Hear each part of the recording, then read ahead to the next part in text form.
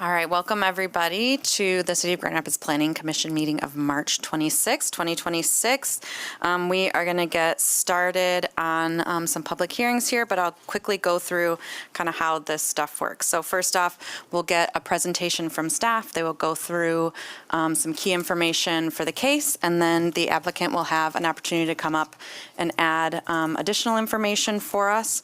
I will then open the public comment period for that case, and if you'd like to speak to the case, you can come up to the mic, introduce yourself, and you'll have up to 3 minutes to give us your thoughts. We want to make sure that any comments that do come are addressed to the Planning Commission and not the audience, that everyone is just respectful of all the comments that are made here today. After I close public comment, the applicant can address any comments that are made, and then Planning Commission will deliberate and make a decision. One note is that staff does prepare some potential draft language for us to reference when we're making motions with findings both for and against. So if you see us looking at paper and reading, we are, but none of that is set in stone. We can modify as we'd like when we're making our motions and decisions. Another note is that this meeting is being streamed live on Facebook and YouTube TV, and I think that covers it. So we will go back and do conflict of interest. Any conflicts of interest today? Okay, seeing none, then we will go forward with, the first case, which has been withdrawn from the agenda. So this, after public notice went out, this case was withdrawn just to get some additional information related to it. So if you're here for the first case and would like to make comment, then you can do so at the end of the meeting during our general public comment period. Okay, thank you. All right, we'll turn it to the next one.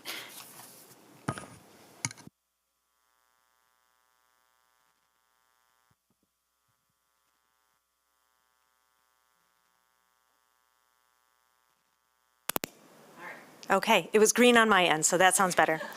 So our first case is a request for a new multiple family development consisting of three-story duplex structures.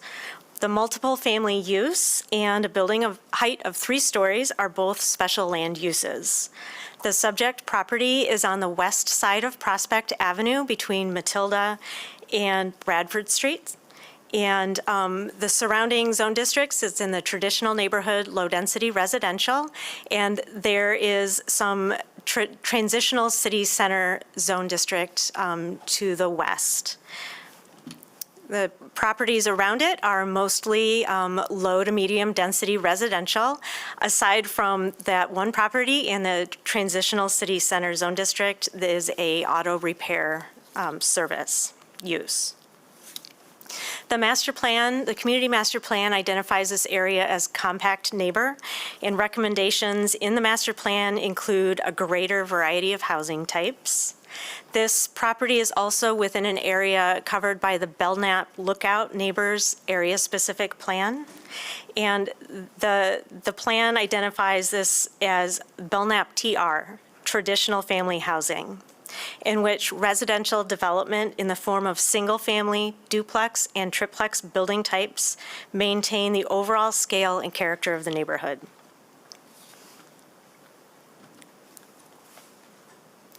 The approximately 12,000 square foot property appears to have never been developed.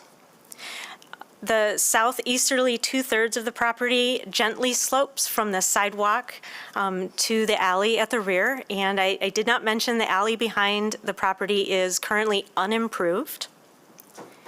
On the north side of the property and at the west side of the property, there is a steep slope with approximately 8-foot grade change dropping down to the alley and down to the property to the north. In February, the Board of Zoning Appeals granted approval to permit grading and removal of vegetation in a defined steep slope to allow development. That area is shown on this image here. Approximately 4,150 square feet of the subject property is considered a steep slope, and the Board of Zoning Appeals granted approval for disturbance of that slope for development purposes. to offer greater perspective of the property. Here are a few different views. This is a point of view from the southeast corner from Prospect Avenue. You can see that the subject property here is generally flat. It just has a gentle slope moving to the north and to the west. This is a view from the northeast corner of the property. In the very right-hand side of this image, you can see that there is slope on the north side of the property. This image is the residential property, the abutting property to the north. This property, the house is set further back from the street, closer to the alley. The house is approximately 1.5 feet from the property line, the shared property line. And you can see with the grade changes that exist that this house is kind of in a topographical bowl. And then this is a view from Prospect Avenue. You can see that house we just looked at to the north is on the right-hand side of this image, and the subject property is on the left side. So 3 duplex structures will be constructed oriented to Prospect Avenue with a 10-space surface parking lot at the rear. The proposed density is within the maximum density permitted. Parking is deficient by 1 space. I will say also that Prospect Avenue is well-served by transit and on-street parking. Each duplex will have a unit occupying the basement and first floor, and the second unit on the second and third floor. The units will be 2,400 square feet.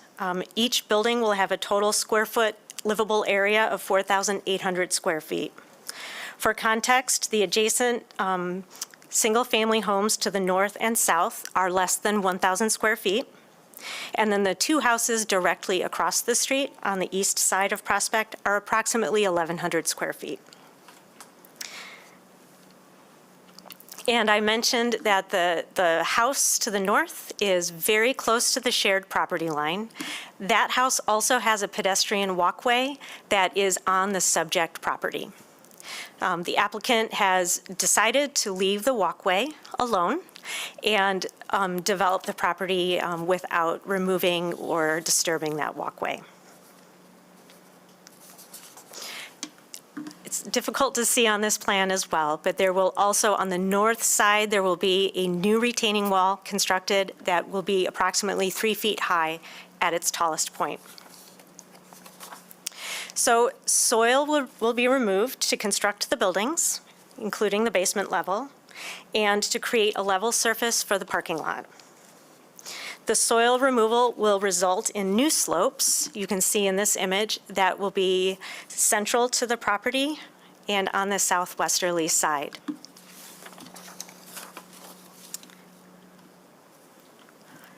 The structures will be 3 stories at the street, or 32.5 feet high. Due to the site grading, you can see in the north elevation here, the properties will be 3 stories at this street, and the basement will be exposed as you move towards the back of the building. The back of the northernmost building from grade will be 38.8 feet high. And if we go back to recall the subject property to the north, or excuse me, the neighboring property to the north, because of the grade differences between the subject property and the neighboring property, the rear of that northernmost duplex will be perceived as taller than that 38 feet. Transitional features such as setbacks and landscape buffers are used to assist in compatibility of development. The proposed 7-foot side setback meets the minimum requirement in the zoning ordinance. Today, part of the Planning Commission consideration includes whether this side setback and any traditional landscape buffer would provide transition and relief for the differences in building height. Transitional features are required when a building is 1 or more stories taller than buildings on the adjacent properties. Relative to the parking lot will be set back 18 feet from the north and south property lines. You can see on this landscape plan that there is no landscaping proposed. It is required and will be incorporated into the plan. The Planning Commission may wish to consider the level of plant material, landscaping material, and location of the material, elements that would be most appropriate given the grade differences both on the north side and the south side of the parking lot. I have elevations and floor plans in the presentation, should anyone have questions about those elements. Regarding neighborhood engagement, the applicant has provided a summary of neighborhood engagement efforts. Several letters were received, both expressing support and concern for the development project. Those have all been incorporated into the packet.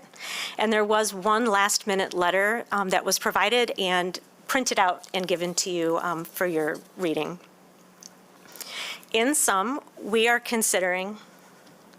asking the Planning Commission to consider the multiple family use and the 3-story building height, the consistency of the project with the recommendations of the Community Master Plan and Belknap Area Specific Plan, and the compatibility of the proposed building height and transitional features relative to abutting properties, neighborhood context, scale, and massing. Are there any questions? Thank you, Laura. Any questions for Laura at this point? Okay, seeing none, we'll invite the applicant up. Thank you, Laura.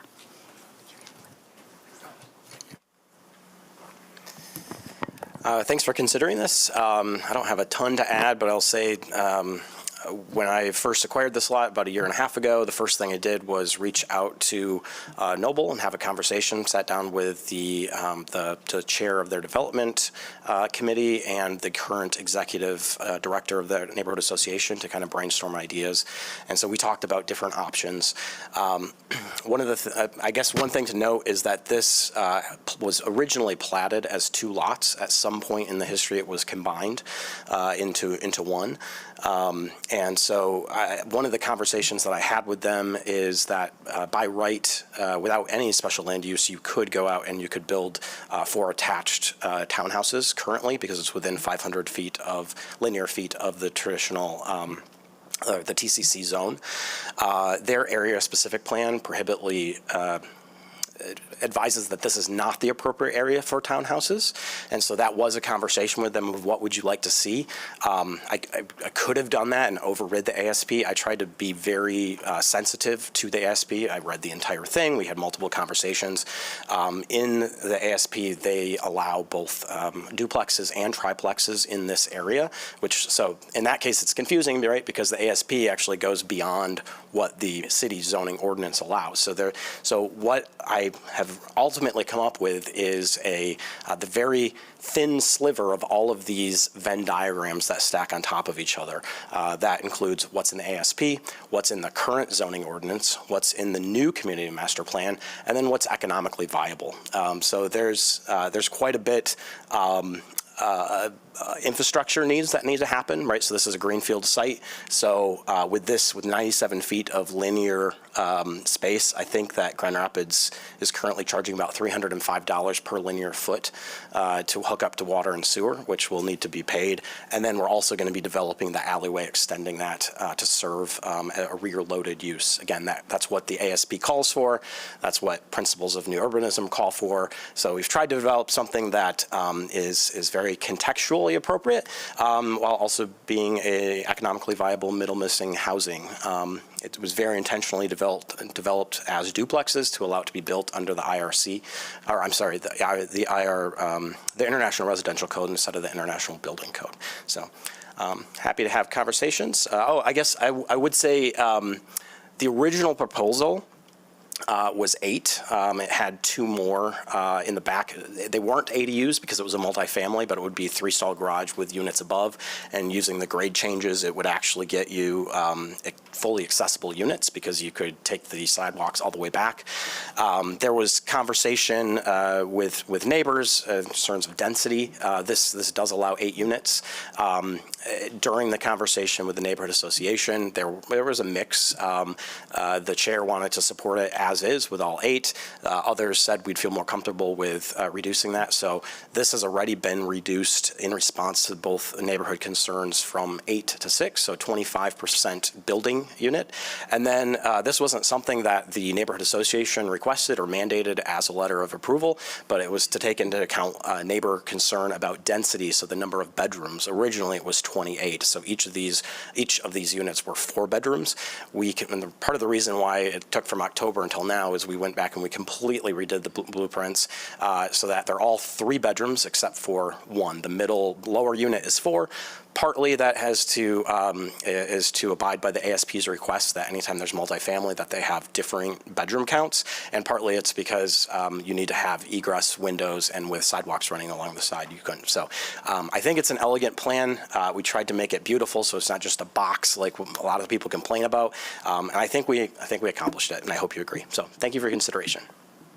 All right, thank you. Any questions for the applicant? Go ahead if you, yeah, that's fine. Can you elaborate on what you mean by developing the alley? Yes, sure. So we had conversations with Cindy Irving, who is in the engineering department, and we asked, what are their specs? Because currently, let's see, I don't know if there's a great view. So this you can see the dotted line is currently where. I don't have a pointer, but it's in front of or actually in the alleyway in back of the house to the north. That shows you that dashed line. That's currently where the gravel goes. And so there is also stormwater there as well. So in conversations with them, my engineer asked them for a spec, and they basically said, we don't have specs for alleys because we don't develop alleys. And so they said we would be happy if you would continue it as is. So it's gravel with stormwater. So it would include a stormwater system and extend the gravel to the dashed line right to the north of the tree on my lot as well.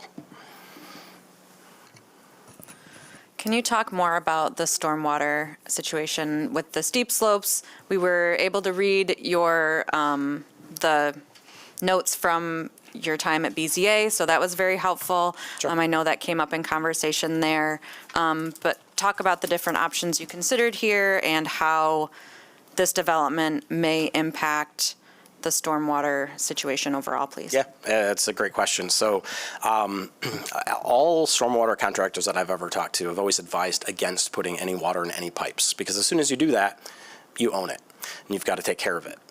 So I know that in some of the letters of concern, there was, stormwater or our basement floods now. I agree. That makes a whole lot of sense because this steep slope currently, all the water hits it and it all rushes back to there's no stormwater infrastructure.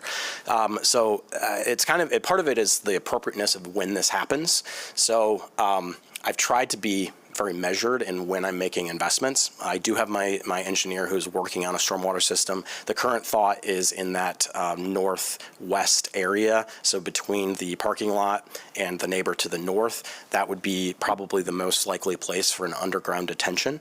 So that is the current plan. Those are not developed yet. There would most likely be an outlet that would be run back into the Coldbrook drain, which is actually underneath the buildings. It's on the other property, and so there will. So it's more of it's not really a question of can it be engineered. Is how much is it going to cost to engineer and design? That is something. It's my understanding, I talked with my engineer and he said normally we develop this after the special land use is issued. The next step, if this would be approved, would be a LUDS permit. So during the LUDS permit, obviously you have to have all of those things, but it's one of those things that I don't really want to spend another $20,000 on engineering designs if you guys say, we think this project sucks, and no, go pound sand. So that is the concern. I would say, I know that Laura mentioned transitional elements, and that is something I'm very open to feedback and what you guys want to do. the challenge is the neighbor to the north is I believe to be a Spanish-speaking couple. I've tried communicating with them. I've left letters that, I've used Google Translate to translate. I've tried using my phone. They had no willingness to have a conversation. So my intent is to kind of just leave them alone as much as possible, let them keep that walk next to their drive. If you came back and said, nope, our zoning ordinance says we have to have transitional items, and that means you need a 6-foot fence, I would do that, but that doesn't seem very neighborly to me. They've got a window on that south side, so you would have a 6-foot fence directly next to a window, and I would be ripping up their sidewalk. So again, I kind of look for your guidance on that. If that's something you want me to do, I can do it. I would also say, please keep that in mind of that is the area where we're planning on doing an underwater detention basin. So, doing trees on top of a detention basin is not a smart long-term investment. So anyway. No, I appreciate all of that information because the buffering was going to be my next question. So thank you for that. And in terms of the stormwater, we have experts at the city that are going to have to work with you through that process too. So I appreciate all of that. Any other questions for the applicant? Go ahead. Yeah. Some of the neighbor letters addressed the retaining wall. Could you elaborate a little on the height of that retaining wall and if it will pose dangers to people outside of what other retaining walls in the area do? Yeah, happy to. So the retaining wall at its highest point will be 3 feet. So, a 3-foot retaining wall doesn't present dangers to anybody. So, and part of that is very important when you get into building code. There's a complex calculation as to whether or not a story is above or below grade. And so we have to have that pushed out 6 feet. We've redone the elevation so that it meets the building code definition of below grade. Beyond that retaining wall, you also have the elements of the structure. So I think that this project actually makes the site much safer and much more stable.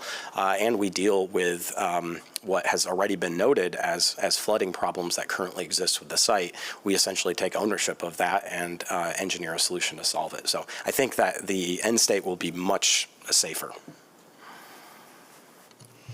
Okay. Anyone else? Okay, we'll have you set for the time being. I will open up the public hearing. If you're here and would like to comment on this case, please make your way to the microphone, state your name, and give us your thoughts.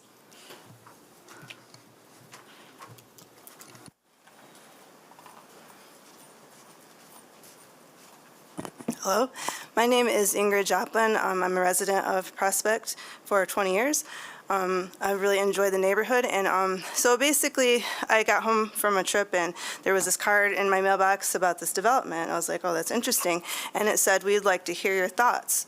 And once I looked into it and how big it was compared to the rest of the neighborhood, I was concerned. I was like, this seems like that somebody's trying to change the character of our neighborhood. So I did a little bit of research and I went around the neighborhood and I asked people, I went by foot and asked people what they thought, because a lot of times people are too busy with their regular lives to get involved. My next door neighbor actually talked to the developer and he told him that he was for the plan too, but he actually told me every day how much he hated it and that he wanted to keep some of the nature there and to have a more peaceful neighborhood like we've had. He's been there maybe 10 years or so, and he actually signed my petition as well. So he did sign the first thing that he brought, but he also signed mine because he felt pressured and confused, and basically he told me he didn't think that we had a chance to have a say, which I do really appreciate. The developer has worked with us to some degree. It has reduced somewhat, and I'm glad to hear about the sidewalk. I have a lot of concern for the neighbors down the north because they're not able to be talked to. So he tried, and I also tried to talk to them. And I feel like this is kind of like one day they're going to wake up and think, what happened to our street? I don't know, because it's almost like 1 foot from their house. And I wish there was a way that maybe some community outreach could get them, but there was so much other things to do. I didn't have time to do that, honestly. I actually wanted to.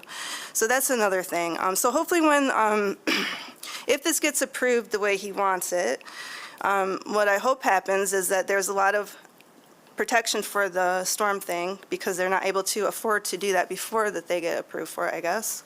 I was a little bit shocked to hear that, but I guess that makes sense. So I hope that everybody here follows through on that and makes sure that the neighbors are protected since they don't really have anyone to talk to, or maybe they don't feel safe to talk to anybody. I don't know their situation. So basically, I went and sent some emails so I could update the letter since it was reduced since the first time, and everybody had the same idea. So I'm basically here to represent those people that signed the petitions that I talked to. I don't know about anybody else, but the 20, I think 19 or 20 petitions I have, we're pretty much on the same page. They felt that this was kind of like out of character for our neighborhood. It's too crowded. The parking is going to be very difficult. We have a lot of long-term residents, maybe there for 20 years or more, and some of them are still renters. So they're very concerned about the rents going up over time. I know this does happen anyways, but when you insert this many properties at $2,600 each, that's going to raise the rent. The landlords are going to see that and they say, we can raise the rent now. So unfortunately, some people may even be displaced that have been there for years. I mean, maybe. Thank you so much. Your time has expired. Thank you. Thank you. Hello, I'm Andrew. Carly, Director of Outreach, Strongtown's Grand Rapids, 3rd Ward resident. For developments like this, obviously, Strongtown's Grand Rapids, we support incremental development within neighborhoods. Infilling a greenfield space inside of a neighborhood at this density or greater is something that we would be supportive of. Obviously, we are supportive of this. We get to work with the developer here often in this case, because he is one of the only people doing incremental infill development here in the Grand Rapids metro area, which is fantastic. When it comes down to some of the concerns that the neighbors are expressing, and specific to the retaining wall, I'm not a building code guy. I've done a lot of OSHA auditing though. Under OSHA laws, anything over 4 feet requires fall protection. As the retaining wall at most will be 3 feet, it doesn't require any fall protection on the OSHA side. And the building codes may vary, but if it's good enough for OSHA, it's good enough for me. Because, well, OSHA protects all of us at work every day. When it comes down to the rent increase, the only way to decrease rents in the city is to build more. The reason why rents continue to basically go up here in the city is because we're short so many housings. It's like 14,000 homes or dwellings here in the Grand Rapids area, and every time we're not meeting that demand, that's a signal to the market that we can increase rent because they can become more uncompetitive. And especially as the changing demographics of the city continue to move to be a little bit wealthier, a little bit younger, a little bit more on the professional side, there's money for those rents. People will be able to afford it, especially again as the changes of the city continue to happen and the city continues to evolve. In addition, this style of development does create a nice walkable environment. The front porches allow for community connection. The rear parking puts the car from the front of the house to the back of the house where it belongs, hiding in shame, and not requiring the parking demands of that front street parking. And so that kind of helps start building those walkable communities, those really desirable communities that the city of Grand Rapids has to be competing with. And we do compete with it a little bit, especially in some of our neighborhoods like Heritage Hill or Cherry Hill, that are some of the most desirable places to live in the city. As the city in Grand Rapids continues to move forward and is competitive and shows up as one of the best places to live, best places to grow a family, we have to build more like this to continue to attract those people, to continue being on those lists. And then, of course, is always to continue to grow economically in the city. As noted before, this project fits the city master plan, the new one, and guidance there as the zoning will come out here in the next few years. We'll see how that comes, but based on the words in it, to support the area specific plan, of course, and is allowed by right at this density. Thank you. Thank you. Hello, my name is Laura Sessa. I live in the 2nd Ward. I fully support this project. I don't know that I have a lot to say about it other than I think it's a good project. And I know Nathan pretty well, and I know that he really takes a lot of care in designing the homes that he builds so that they're nice places to live for the people who end up living there. Like I've seen that, like, the iteration he goes through trying to make everything nice for everyone. And I think that honestly, not a lot of developers probably take that time to really think through what they're building with that level of care. And also, I think from, a bit of a, just from a zoning perspective, as Nathan was saying, you could build 4 townhomes on this lot by right anyway. And as far as I know, a duplex would be allowed as well. And so it seems like if 1 duplex is allowed, why are 3 duplexes not allowed? It gets into some sort of gray area that I hope that a future zoning ordinance will address. But also, I think adding these types of homes with the character that will be in them, I think it only adds to the neighborhood feel. Personally, I love neighborhoods that feel like they've changed over time. They haven't been frozen in place since when they were built. And I think, this sort of design that takes into account what existing homes look like and builds on that, I think is really, really valuable. So I think this is a perfect infill development project, and I really hope you support it. Thank you. Thank you. Good afternoon. Thanks for having us today. My name is Bethany. I live on the block. We have lived there since 2014, and we've raised our 5 children on the block. This is my 5th, which is why I was not involved in a lot of the fall meetings, but happy to be here today to be opposed to this project. I do appreciate all of the consideration of the builder to have made changes, but we not opposed to the entire project. I do see a build here being profitable, but at the scale that it is would very much change multiple factors, of which I wrote a letter. I won't read the whole letter, but culture, safety, space, economics, and environmental changes will very much make an impact on daily life. The culture mainly being that we have a lot of long-term residents. 20 years. My husband actually grew up on the block. They lived there 16 years, many years ago, and now we've been here almost 10 ourselves. And there are many that are multi-generational homes that people have homesteaded here.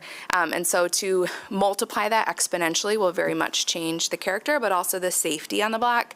I'm very much concerned about there being no yard space, not just for the beauty of green space, but where if we're going to be attracting whole families, like it sounds like the builder wants to do, where are those children going to play safely? As it is, my children play in the street when they have to, because that's really the only place they can with supervision. And there are cars that fly through trying to avoid Lafayette. There are all kinds of walking traffic coming down from the staircase, including children walking to school, and additional traffic coming through, and then green space eliminated will definitely create some safety concerns. So space is an issue for that, but also for parking. I know the parking lot is supposed to absorb most of the residents, but likely there will be a lot of students and like single residents and a car for each of them.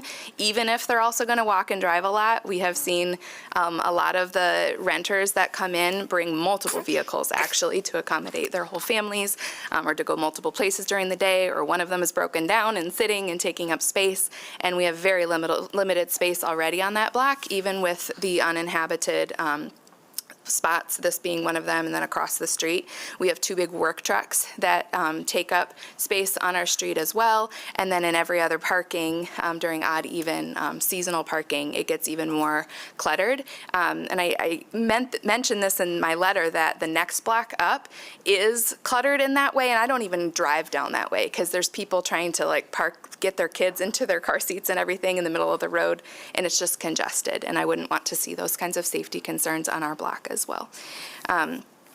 I think one of the last ones I want to mention with my time is the economic issue. We rented and then now we own, and yet I still really care about my renting neighbors, and I don't want them to be marginalized, pushed out to the edges of the city where they can afford it, because they can't afford or have, unfortunately, slumlords that don't allow them to buy their properties, and they would have to leave. And they have also grown up on the block with my husband, so I would like to see them be able to stay. I would like to retain them. So that is definitely a concern. Thank you. Thank you. Yeah, thanks.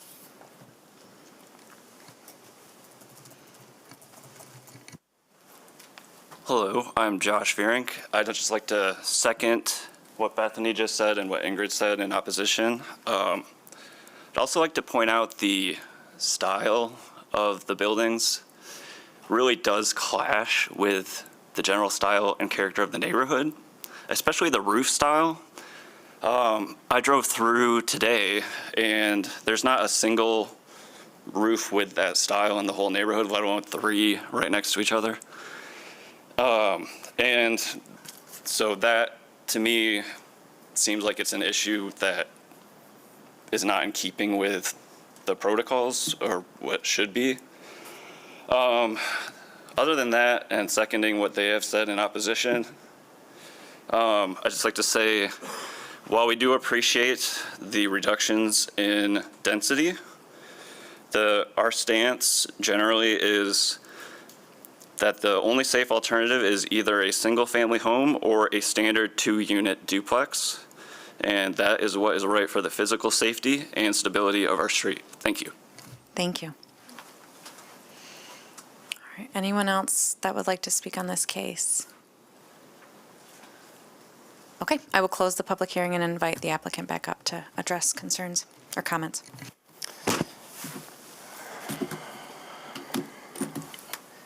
So I do appreciate the concerns. Some of the folks, didn't show up at the meetings, and so to come at the 11th hour and say your roof line is ugly feels a little bit disingenuous. That's something we. I'm sorry. Please, thank you. My apologies. That's something that we talked about with the development committee. Is honestly not something that I have much of a horse in the fight. If we wanted gable roofs, we could do it. The reason that they're flat roofs is because they reduce massing. If you added a gable roof on that, it would be significantly higher.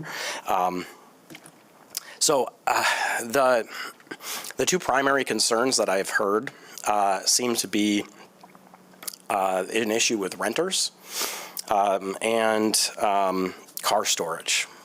Both of those things seem somewhat like a smokescreen.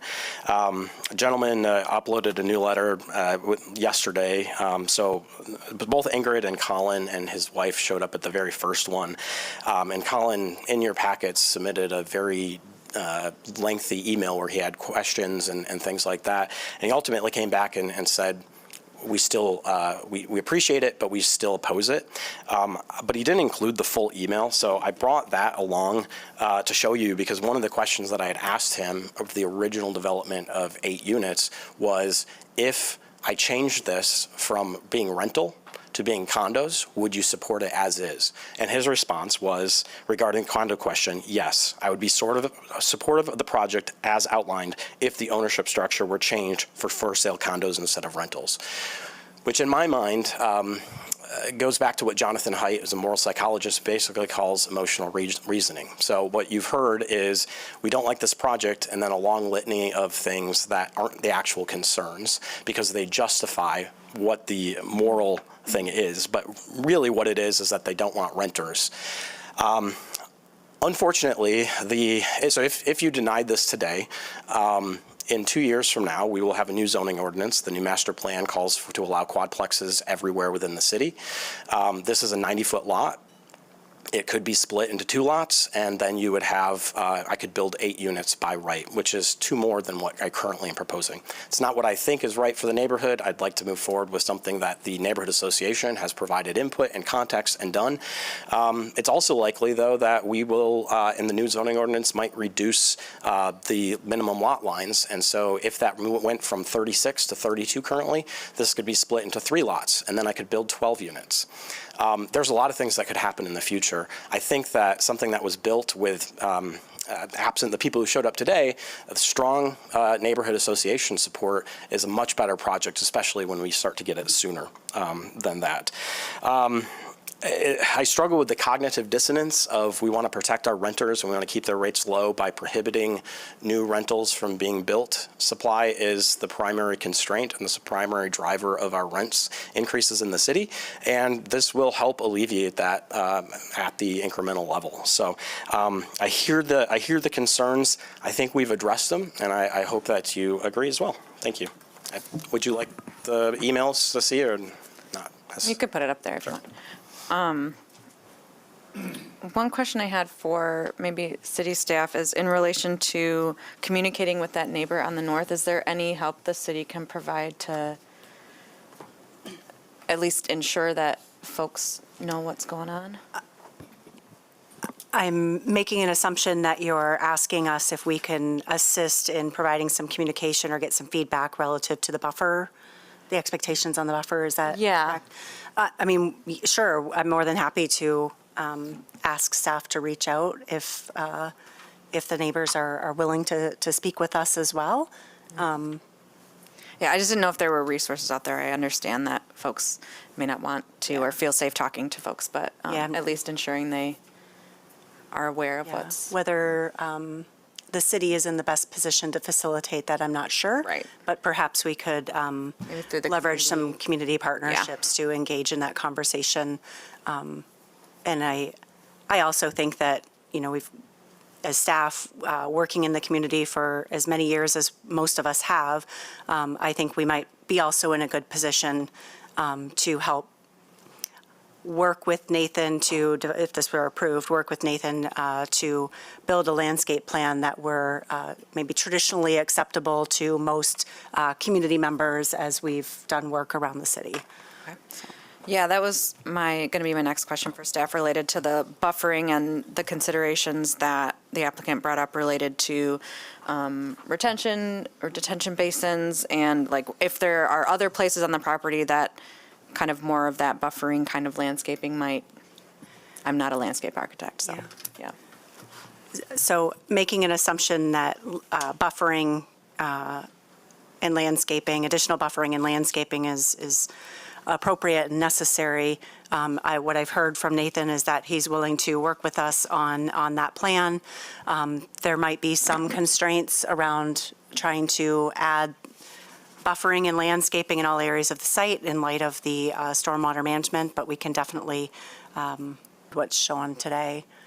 I know Nate Williams is here, a stormwater engineer, so I was wondering, in light of the comments that have been raised around stormwater, perhaps bringing him up to talk about what the city's minimum standards might be, and provide some assurances that although we don't have a stormwater management plan today, which is pretty consistent with how we do land use approvals, in that we don't ask for that level of information, understanding that in most cases, the stormwater engineer is in a better position to be working with an applicant, a civil engineer, on the development of those plans compared to the planning commission or even planning staff.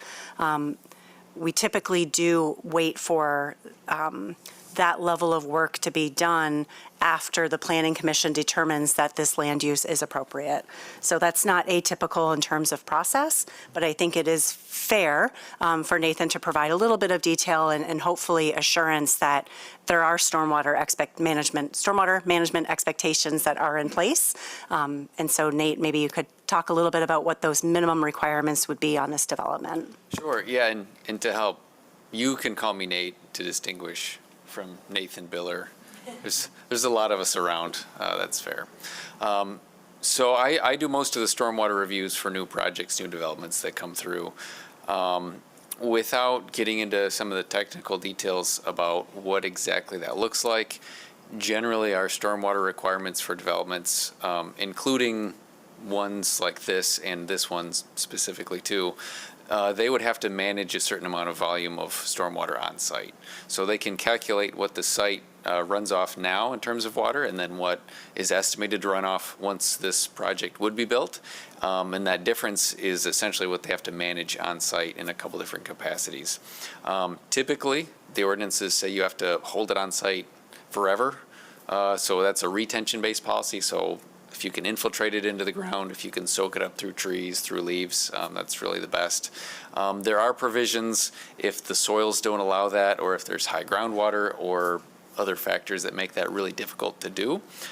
So we do run into that sometimes. In this specific site, it's really hard for me to say if they're going to be able to meet those easily or on the less easily side of things, because like Kristen mentioned, we don't have that full stormwater management plan. We don't have the kind of soil borings, geotechnical report, groundwater tests to know how this site is going to impact some of those things, what the soils are like.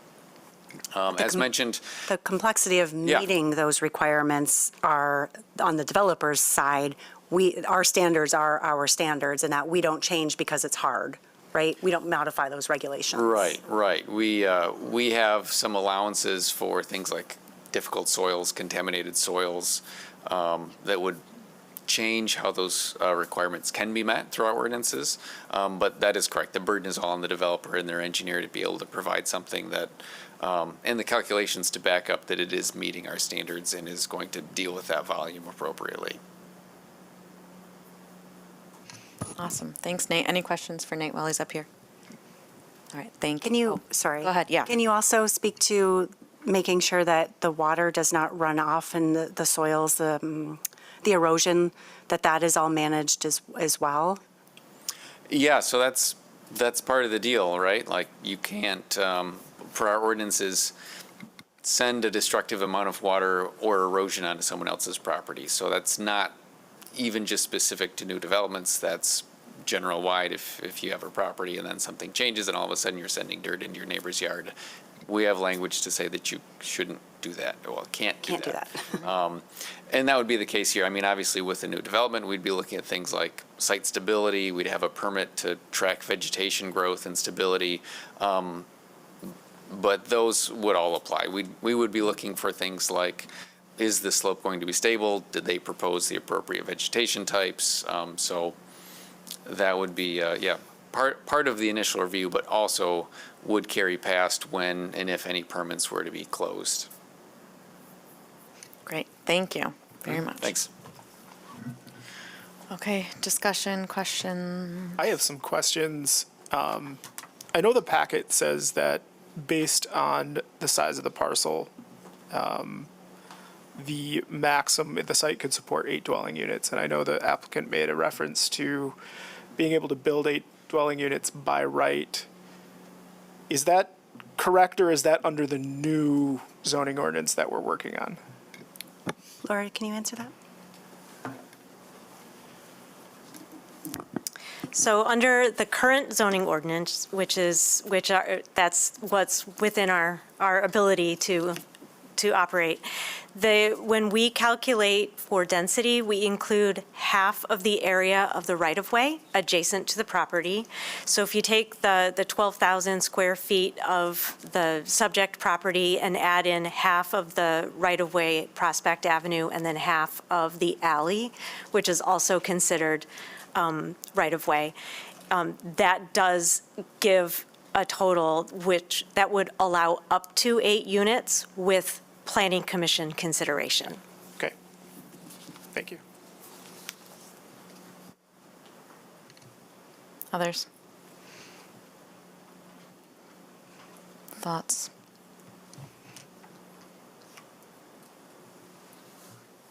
Not everyone at once. Go ahead. Someone.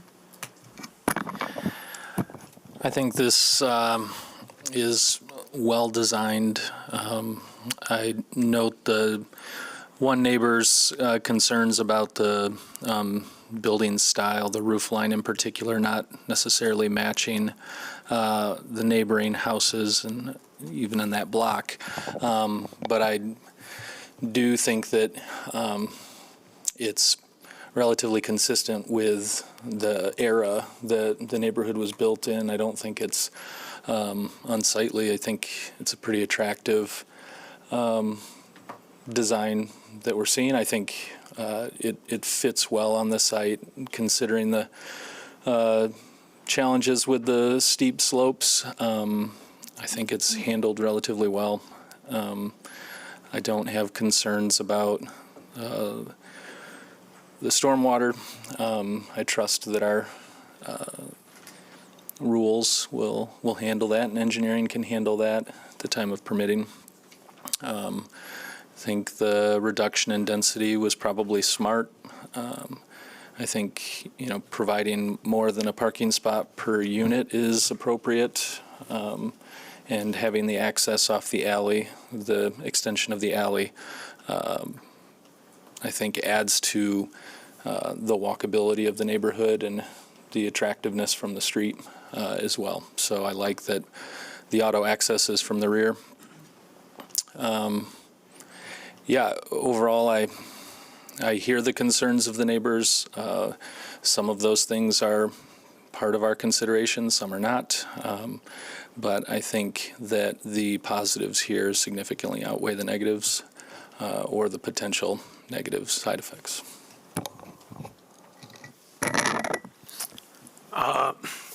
Excuse me. I would tend to agree. I think that the way the buildings are sited is appropriate.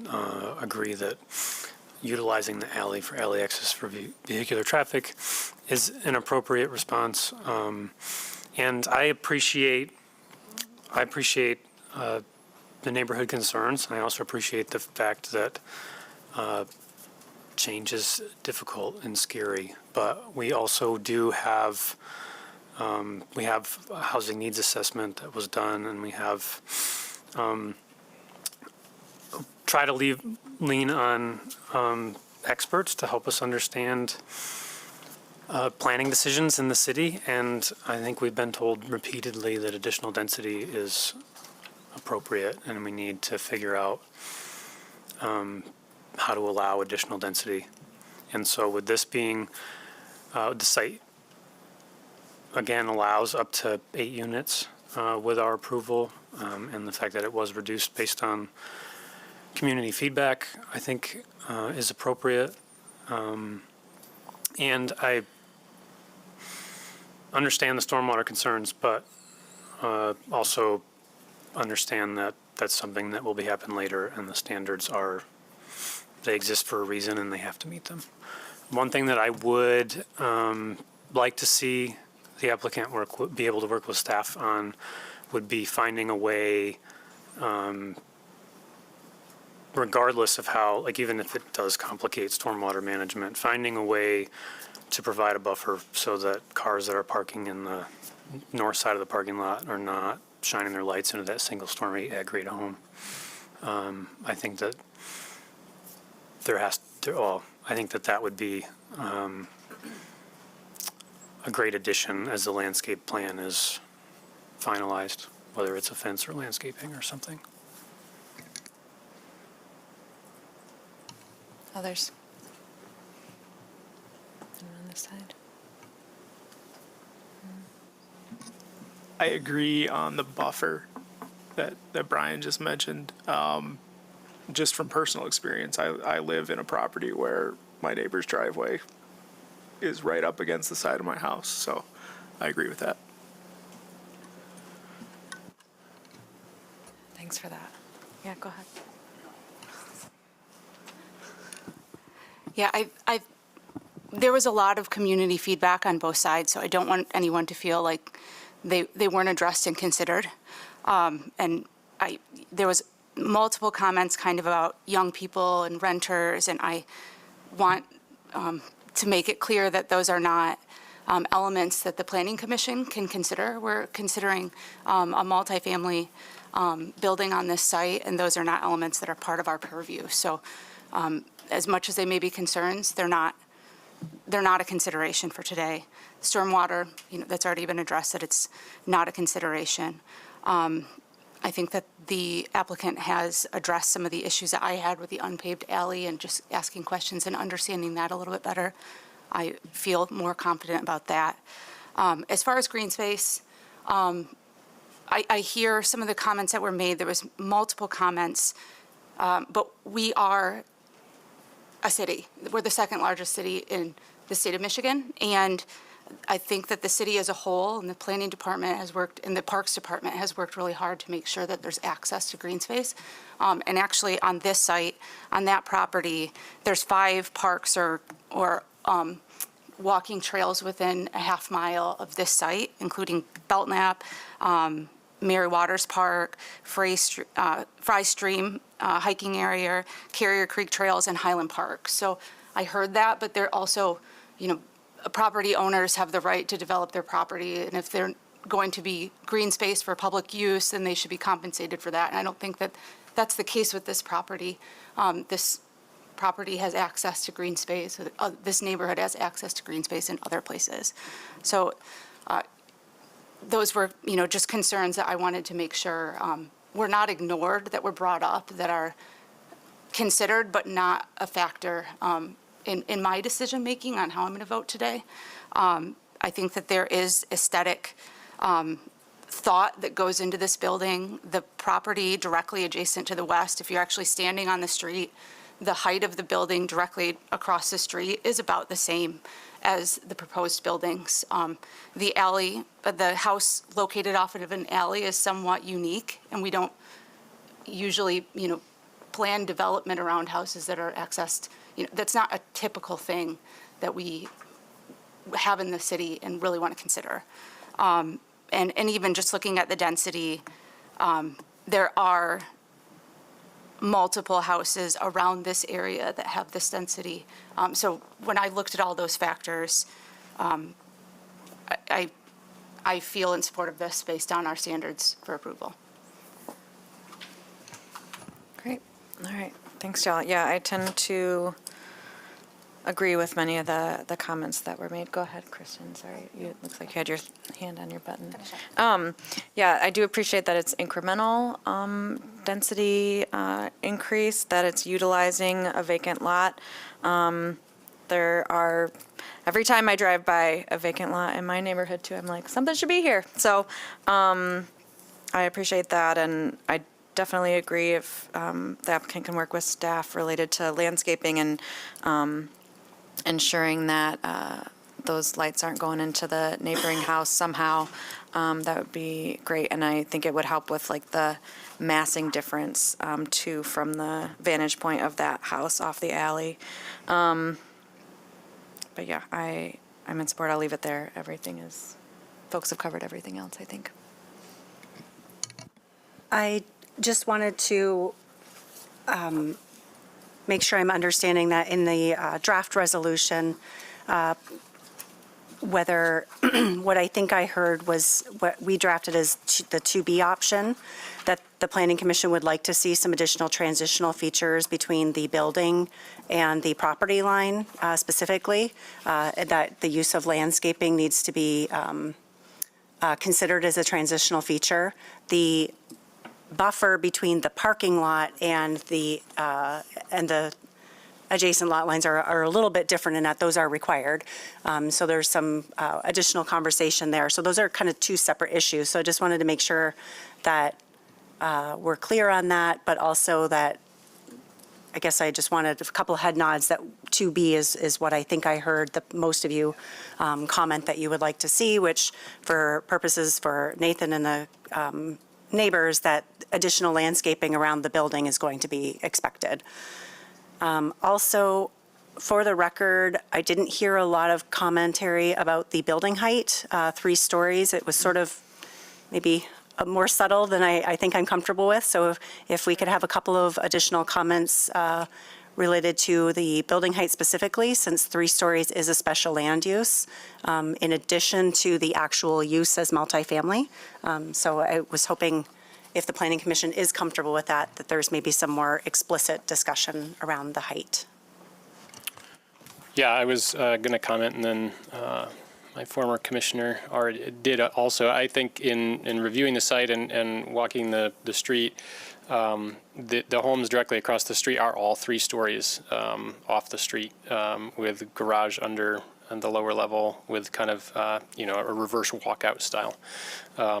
So initially, my thoughts on the height were, a little suspect given the homes on the west side of the street. However, those east side homes are all 3 stories. And I just would comment that I think the neighbor concerns are valid anytime you bring new residents into an existing street, especially one like this where, it feels like a kind of a small neighborhood street because of the, it's not really a through street. Yeah, those concerns are valid, and yet I think our master plan process was exhaustive over the last few years, and I think we'll see zoning changes coming up as a result of that really promote and encourage exactly this type of development. And so I think for that reason, I'm comfortable with this.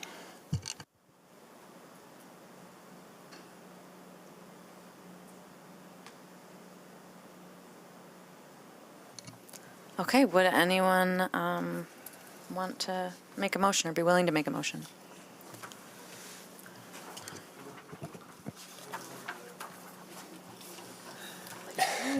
Before we do, I wonder, we didn't address, but there was a condition, Nathan, that was suggested by staff that the bay windows be reduced as they're projecting like 6 feet into the setback and they need to be only 3 feet. So that is going to be, I think, a condition presented. Is that, you comfortable with that? Okay.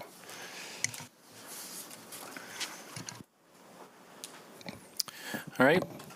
Now therefore be it resolved that the Planning Commission approves the special land use and site plan review request of Nathan Biller of a new 6-unit multiple family residential development consisting of 3-story duplex structures at 837 Prospect Ave Northeast for the following reasons.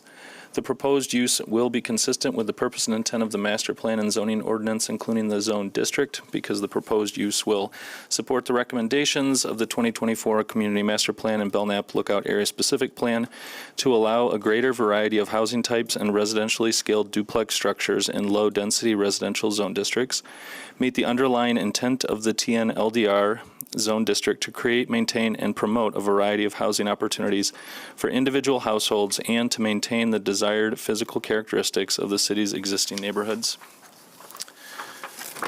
The proposed building and site will meet all standards of Section 5.12.08.e because all elements of the site design are harmoniously and efficiently organized in relation to topography, the size and type of lot, character of the neighborhood and adjoining property, and the type, size, and proportions of the buildings. On-site parking will be provided, accessed by the alley. The proposed use will be compatible, harmonious, and appropriate with the character and uses of the neighborhood, adjacent properties, and the natural environment because the residential use is at an appropriate density for the size and nature of the site. Duplex structures and architectural features such as front porches and bay windows complement the surrounding development in the neighborhood. The proposed building height is less than the maximum height that can be permitted. The proposed use will not have adverse effects on the neighborhood because the proposed building setbacks meet the minimum requirement. The proposed building height, massing, and site placement as proposed provide adequate transition between uses. Adequate on-site parking will be provided with a reduction of 1 parking space supported by available on-street parking and transit. The proposed use will not be detrimental, hazardous, or disturbing to existing or future uses or to the public welfare by reason of excessive traffic, noise, odors, or visual clutter. Because parking will be accessed by the alley, landscape buffers will be provided as a condition of approval to screen the parking lot to mitigate glare and noise disturbance to abutting residential properties. The proposed use would not adversely affect the walkability of the neighborhood, impair pedestrian circulation patterns, disrupt the continuity of the urban street wall, or otherwise hinder the creation of a pedestrian-oriented environment because the building setback will be consistent with neighboring properties maintaining the street wall. The additional activity resulting from the project will reinforce the neighborhood's sense of place. The connections provided to public walkways will promote walkability. The building and site area required for the proposed use will maintain as many natural features of the landscape as practicable because the Board of Zoning Appeals, in granting a variance, found that grading and removal of vegetation in a defined steep slope on the property to facilitate development could be permitted. Public or private infrastructure already exists and will safeguard the health, safety, and general welfare of the public because required improvements to the infrastructure will be made as necessary with the cost borne by the developer. The proposed use would not be detrimental to the financial stability and economic welfare of the city because the proposed development will encourage additional investment in the neighborhood. Be it further resolved that the following conditions of approval shall apply to this project. Standard conditions set A, approvals. That the application and plans submitted by the applicant and signed, dated, and stamped by the planning director shall constitute the approved plans except if plan elements do not meet ordinance requirements and/or as amended in this resolution. That the use shall operate according to the application and per testimony. That this approval does not include any proposed signs and any future signs shall be subject to the requirements of Article 15 of the ordinance and permits received prior to installation. That a land use development services LUDS permit, building permit, and all other required permits be obtained from the City of Grand Rapids prior to the construction, demolition, or operation. That any expansion of the approved special land use requires an additional special land use review and approval by the Planning Commission. that the proposed use will comply with all other applicable city ordinances and policies and all state laws, that this approval shall take effect 16 calendar days after the date of the Planning Commission's decision. Number 2, that transitional features consisting of, increased setback, landscaping, or fencing shall be provided per discussion.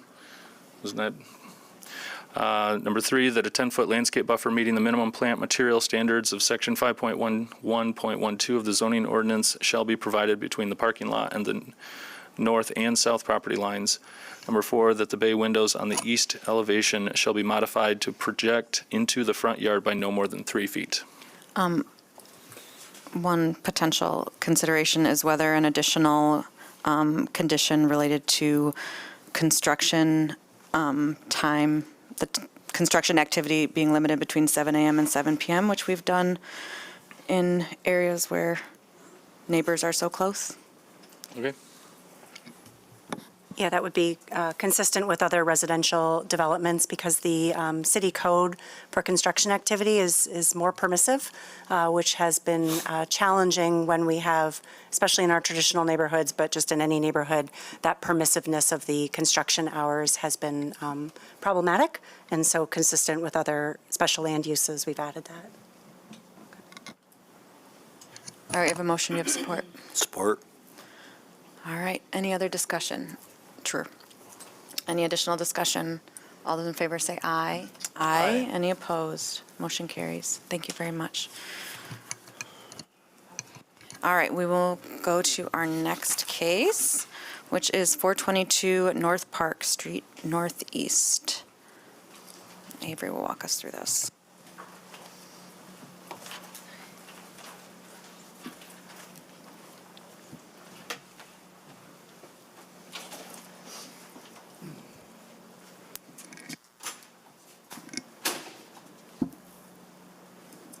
All right, the next item on the agenda is a request for approval to expand an existing dental office use on the ground floor. This requires special land use approval due to the potential impacts on the business district.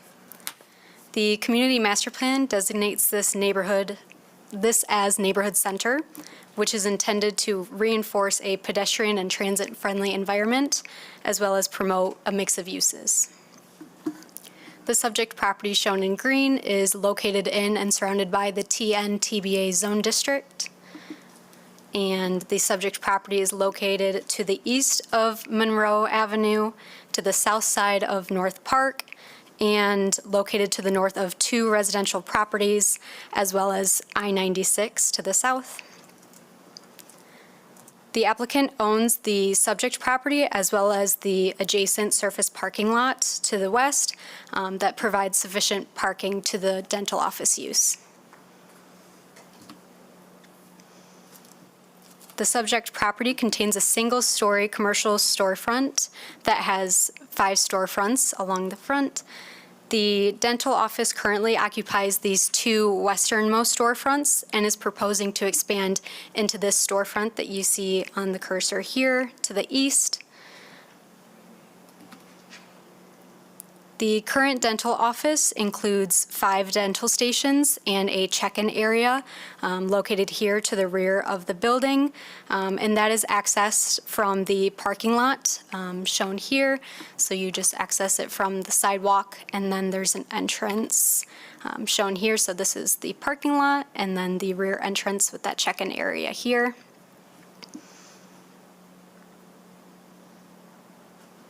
With the expansion, there will be 4 new dental office spaces in that 900 square foot area. I would like to note that the zoning ordinance does require a primary building entrance along the front facade. However, the main customer entrance for this dental office use has been located in the rear as it's proposed today and has been this way for several decades.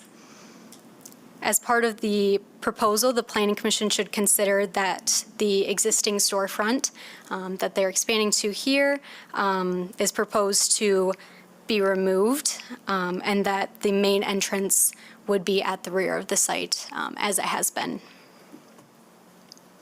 To talk a little bit more about the storefront that they're expanding into. This door is proposed to be removed, and essentially this storefront will replicate and match exactly what's shown here to the farthest western storefront, with the opaque glass on the bottom and the transparent glazing above. The zoning ordinance does require glass to be transparent with a minimum requirement of 70% visible light transmission. This will not be met, and the applicant is requesting a departure for that transparency requirement to allow for the fully opaque windows along the storefront. The Planning Commission should consider whether the administrative departure for this requirement is warranted for the project. As far as neighborhood input, we have received 3 letters in support from Tomfoolery Galleries here, and then just several patients of the dental office use. So in summary, the Planning Commission should consider the impact of the ground floor dental office expansion, as well as the appropriateness of the proposed window treatments, as well as the appropriateness of removing that primary entrance here and rather facilitating patient entry to the rear of the site. Does the Planning Commission have any questions for me? Questions for Avery? I do have one. Yes. Do we know the history of how the current transparency condition came to be? Yeah, it's been this way and operating for several decades, and at the time it was an allowed special land use approval, and it has continued as such to today. Okay, thank you. Does that go for the entrance as well? Yes. Yeah. And you guys can have the applicant speak a little bit more to that as Sure. well. Sure. Great. Anyone else? Okay, thanks, Avery. We will have the applicant come up. Hi, I'm Dr. Rob Dame.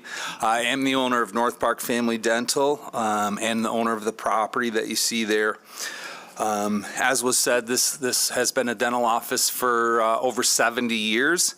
I have had the privilege of owning and operating it for the past 33 years. And during that time, we've served multiple generations of families in the North Park community. The expansion that we're proposing does not change the nature of the use. It remains a dental health care facility. What it does do is it allows the next generation of our practice to join. My son will be graduating from dental school in May and will be joining us, and my daughter will be graduating from dental hygiene school in April and will be joining us. And we need room for them. We're not expanding hours. We're not increasing the intensity of the use. As I said, we have adequate on-site parking. I would like to provide a little context regarding the zoning intent for this corridor. While the long-term vision may emphasize retail use, my experience as the property owner for 30 years has been that retail businesses just are not sustainable at this location. We have had multiple retail tenants over the years. Most are there for 1 to 3 years and realize they can't make it and close their doors. In contrast, this dental office has been here for over 70 years and provide a reliable neighborhood serving use. Regarding the storefront windows, as a healthcare provider, we are subject to federal HIPAA privacy regulations. We cannot have patients receiving treatment in operatories that are visible from public sidewalks. Protecting the patient privacy is both a legal requirement and an ethical responsibility. Our proposed solution mirrors the design that is already in place in the existing portion of our building, and we feel it gives an attractive, consistent, and professional appearance while ensuring patient confidentiality. I respectfully ask for your approval of the special land use application and the requested VLT deviation. And I thank you for your time and consideration and for your service to the community. This has been very interesting for me to watch, and I appreciate the care and concern you guys put into it. Thank you. Does anyone have questions for the applicant? I am curious about the treatment on the windows currently. It appears to be like a mirrored two-way kind of It situation? is not. It's Is it totally completely opaque, and on the interior, it is an 8-foot wall. You see a dry-walled 8-foot I see. wall. Those are Okay. all treatment rooms along that location, and the thought when we did it was, and this was done 20 years ago, roughly. I originally occupied, when I bought the practice, I occupied just the corner spot there, and then expanded over roughly 20 years ago. And the thought was that even if you have glass there that seemingly is one way, how comfortable are you sitting there in a room receiving treatment while you're wondering, is this really, can this person really not see in, or can they see in? And it just provides a much more private atmosphere. So then are the uppers transoms? They are. Okay. Yeah, so that is at on the first unit, that is higher than an 8-foot. So those ceilings in those rooms are like 12 feet on the one end. So there's a very high opening there just to provide natural daylight as much as we can. The two opaque, you do see two opaque high up. 20 years ago, we had a dark room. And that was where the dark room was located in there. Now, of course, everything is digital, and we don't need a dark room to develop x-rays anymore, but that's why those two are different than the others. And I would be open to changing that. That would be perfectly fine. And then could you talk a little bit about the entrance in the rear and then doing away with the entrance in the place you'd be expanding into? Yeah, so being on a hill, access has always been an issue. At the rear, we have a handicapped accessible ramp that is there. It's more convenient for people to park right in the lot and walk in the door there. There just wasn't, before I remodeled the first time, 20 years ago, we were bringing people in through the North Park Street entrance. I'd have to haul wheelchairs up the steps in order to get them in. So when we went through round one of expansion and everything, we changed that. And at the time, I know a question was asked about, at the time, nothing about transparency or anything like that was brought up that I can recall at all. So this caught me off guard. Yeah, I have some, questions or concerns about that too, just related to some of the kind of non-patient spaces that could be put at those fronts to allow some additional or some transparency in general, and related to kind of the commentary that you provided related to like the viability of retail on this, like having no activity going in and out of your office, or having some activity going in and out of your office could contribute to kind of improving that situation for folks in those other suites. And so I guess, I don't know how you would respond to that, but those are some of the things that I'm grappling with here. I can say this, so to flip-flop some of those things is going to be a huge expense. We spent months trying to lay out a plan where we would not have to demolish the 5 treatment rooms that I have right now, and I could still stay functional and operational to see patients and treat patients while we're expanding into that other space. To move some of those elements to a storefront location would be probably cost prohibitive, where I would then probably, start to look at just other locations completely.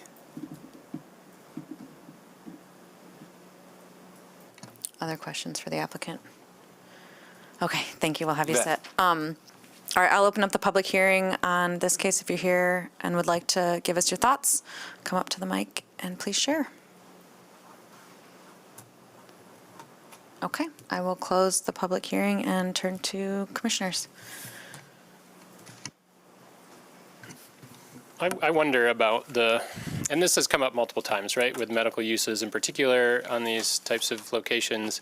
And, in some travels, I've noticed that new construction in towns where it's sort of trying to create a town square style atmosphere where there's buildings built right up along the street, and yet the parking is all behind, or the parking is behind, and really the access to the retail is from behind. But when you walk down the street, there's glass, but the typically it's not. It is typically opaque, but it almost always has like graphics on it and signage indicating what's going on there. Or if it's a sporting goods store, it may have pictures of people playing baseball or something, and it just gives a different feel than what. And this is not necessarily criticism of this particular application, but what we feel is when we get this is often feels like just a brick wall. And then we call, if they wanted to put some graphics in there of kids smiling because they're so happy they just went to the dentist, like then it becomes signage and it's advertising and there's all these special permits. And I just wonder if there's some way in a situation like this. I understand the situation and I appreciate the challenge. I just wonder if it wouldn't be better actually if we had some graphics along there. So when you're walking along, that there's a dental office. Maybe it even could say, hey, North Park Family Dental, please enter around the rear, something along those lines, and not be necessarily subject to the same signage hoops. I don't know. But when I've seen this in other communities where you kind of have a streetscape that gives a sense that it's all retail. The reality is no one's accessing the retail from the street side. If you happen to be walking down the street, the doors are not functional. It's all back of house stuff. But there is something that gives it some sense of life instead of just these opaque windows or brick walls. I know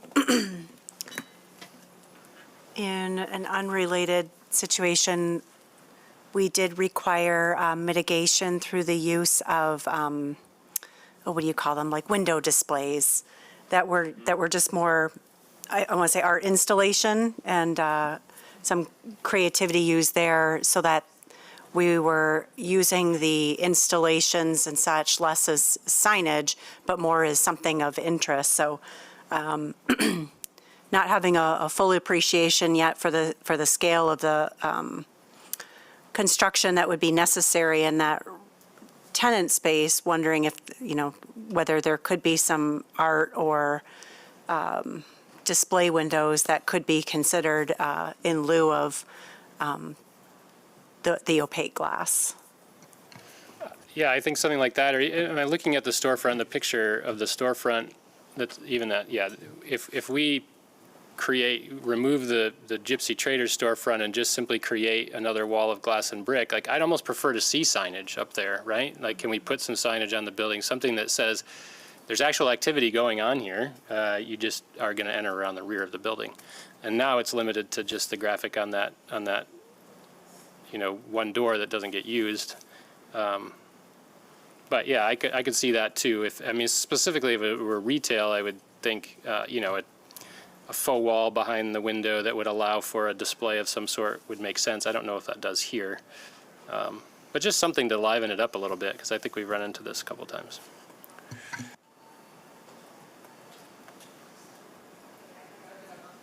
Should we have the app? Would you like to respond to that?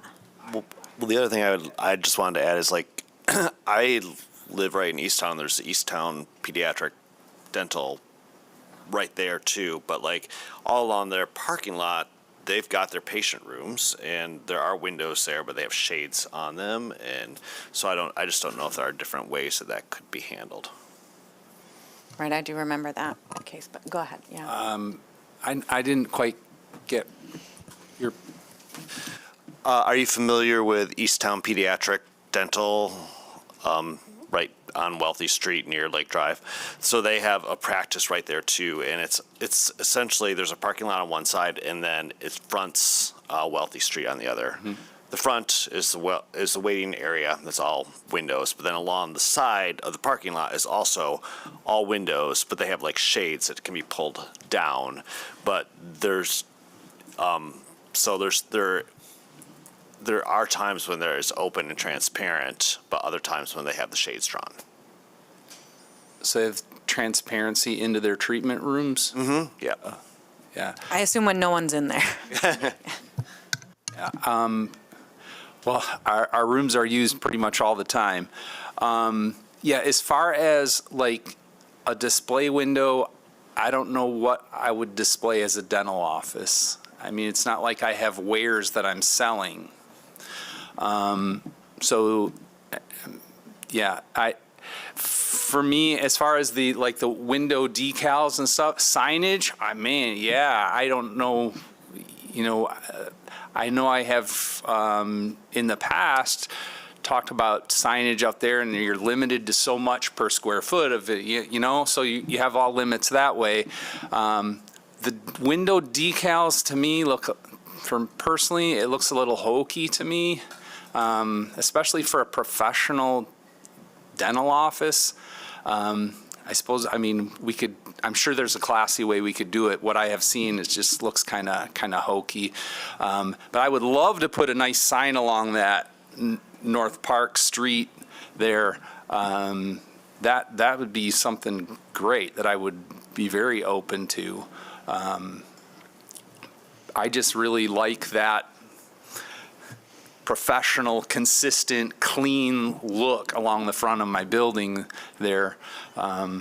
So that's kind of where I'm at. Would you be willing to work with staff on potential kind of solutions to break up that or to minimize kind of the negative impacts of that lack of transparency? Sure. I don't know how fast time goes with that sort of thing. My goal is to get this done by July when my kids get their license. So, that would be a huge issue, but certainly I'm open to suggestions and things if we can work that out. Yeah, staff can certainly be available to assist, and what I think I'm hearing from the Planning Commission is that the continuation of the opaque glass into that third tenant bay is undesirable, and that there is some ask for, I'm not going to say signage because while there may be some decals and such that could be added, the additional signage will have a conflict with other aspects of our ordinance. But with the Sovingard over on Bridge Street, for example, we removed a window bay. The framing is still there, but the glazing was taken out, and a mural is to be installed there. I don't know if it's been installed yet, but that's the expectation. Like I said, we've used window displays in other circumstances where we had to mitigate for the lack of transparency. It does not need to be a product of what you may or may not sell. It could just be partnering with an area artist and having them put something in there that's of interest or just visually more pleasant than perhaps another bay of black glass. Mm-hmm. So there's certainly a variety of options that seem like they would still be a cost-effective solution for you, but also something beyond the continuation of the black glazing that doesn't seem to be preferred by the Planning Commission. Mm-hmm. And so I guess I have a little bit of confusion there. How do we have a wall inside of that, and isn't the person just going to be looking at a decal or a painting and then into a opaque wall? Yes, there would be a wall that would be built, I'm making numbers up, 3 feet into your space. So there would be, it doesn't have to be 3 feet. Please don't take that literal. Okay, because I don't got 3 feet. There is a distance between the windows and the wall, and in between that space, that dimension, you would have something in there that would be, whether it's an art installation, a display of something, and we can work with you on, suggested options. But yeah, it just breaks up what people are walking by. Yeah. So it's, yeah. Go ahead. Hi, I'm Mike Belisle from the Design Forum Architect. One possible idea, I'm just brainstorming here, guys. So perhaps we could maybe do some transparency here, Rob. Just a thought. This is all just public circulation Yes. space? Okay, yeah, sorry, you're away from the mic, so we're going to have to try to summarize for the minute. Steve, go ahead. Perhaps we could add some transparent glass for that full height, perhaps in that corridor hallway space. Yeah, that's what I was going to suggest too. It sounds like you have drywall walls already inside of this opaque glass at your existing We're not practice going to be area. doing that in the new concept. Right. We were planning on just putting an opaque film. Okay. Potentially, which could be removed in the future, should it be change Yes. hands or whatnot. So. And considering that there's already walls built on the inside of the existing practice, I wouldn't ask them to change that or to try to rebuild that. I do think the opportunity lies where you will have a doctor's office with your existing door that has the opaque film on it, plus the expansion where you do have almost half of that new space will be a hallway, it looks like. And so if we can incorporate some transparency there, even if it has some very limited amount of glazing so that it's not a huge contrast in appearance from the street, fine, but at least you're getting some daylight in. There's, eyes on the street as well. I think that would make me a lot happier. I advocate often for more signs, and with the expansion of your street frontage, you will now be able to have a much larger wall sign. So I think As you long as should it's not an explore electronic that. message sign. No, I don't like it. No, I don't like those. But wall signs are great, and you'll have a big opportunity here. Mike makes a great point, and I think that would be, a compromise that would definitely hold our privacy concerns in place and provide some transparency to that glass there. That would not be a treatment area, and so it would be something that we could do there. And for consistency, I think if you're able to change those upper level windows that used to be the dark room, that makes sense. So I like that idea. Awesome. Thank you so much. Anybody else while we have our applicant back up here? Okay, thank you. Okay, other thoughts from folks? So this one's a really tough one for me. I think we've reviewed and approved office or dental uses on at street level a number of different times, but I think this is the first time that I'm aware of that it's pretty much a blank wall along the entire street frontage and without an entrance off the street. And so I'm excited that this location is working. I'm excited that they have the desire and the opportunity to invest more in their business and expand their business operations. But with the number of things that we're talking about, I'm really curious if, is this zoned appropriately, or is this, I feel like we're in a position where we're talking about this isn't like traditional business zoning, right? Because we're getting rid of a large section of this street frontage is now turning its back on the street and beholden to a parking lot, which is inherently not an urban design choice. So I don't know that we even have, at least in the traditional neighborhood zone districts, that would support a use with this orientation, but yeah, I guess I'm struggling a little bit with how much we're being asked to give up on addressing the street. I understand those concerns. I think if this were a completely new application, I'd understand it and probably feel similarly, but this is essentially a 30% addition of their street frontage. There's already an existing use here. Hopefully we can improve what's existing. and I understand the complexity of the operations and the inside of the building and not being able to reorient that. And I think from a patient perspective, having a single entrance makes a lot of sense. Again, if we were to design this from scratch, would we want a parking lot at an intersection that, tied into an entrance to the back of a building? No, but at the same point, I think it is relatively attractive, all things considered, and I think that the way they've handled the accessible ramp to the rear entrance and things make sense, and I think that there can be some improvements with the street-facing facade that make it a little easier to understand from a user perspective. I agree with Kyle. I mean, Brian, I share your concerns that, if this was, like Kyle said, if this was a new application for 100% new use, I would not be in favor of it at all.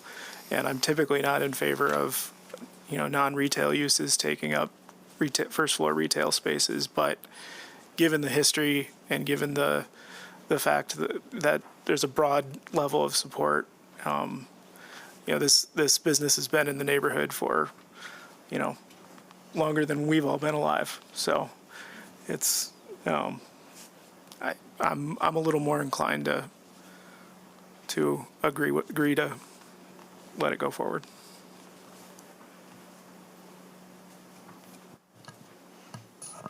Others?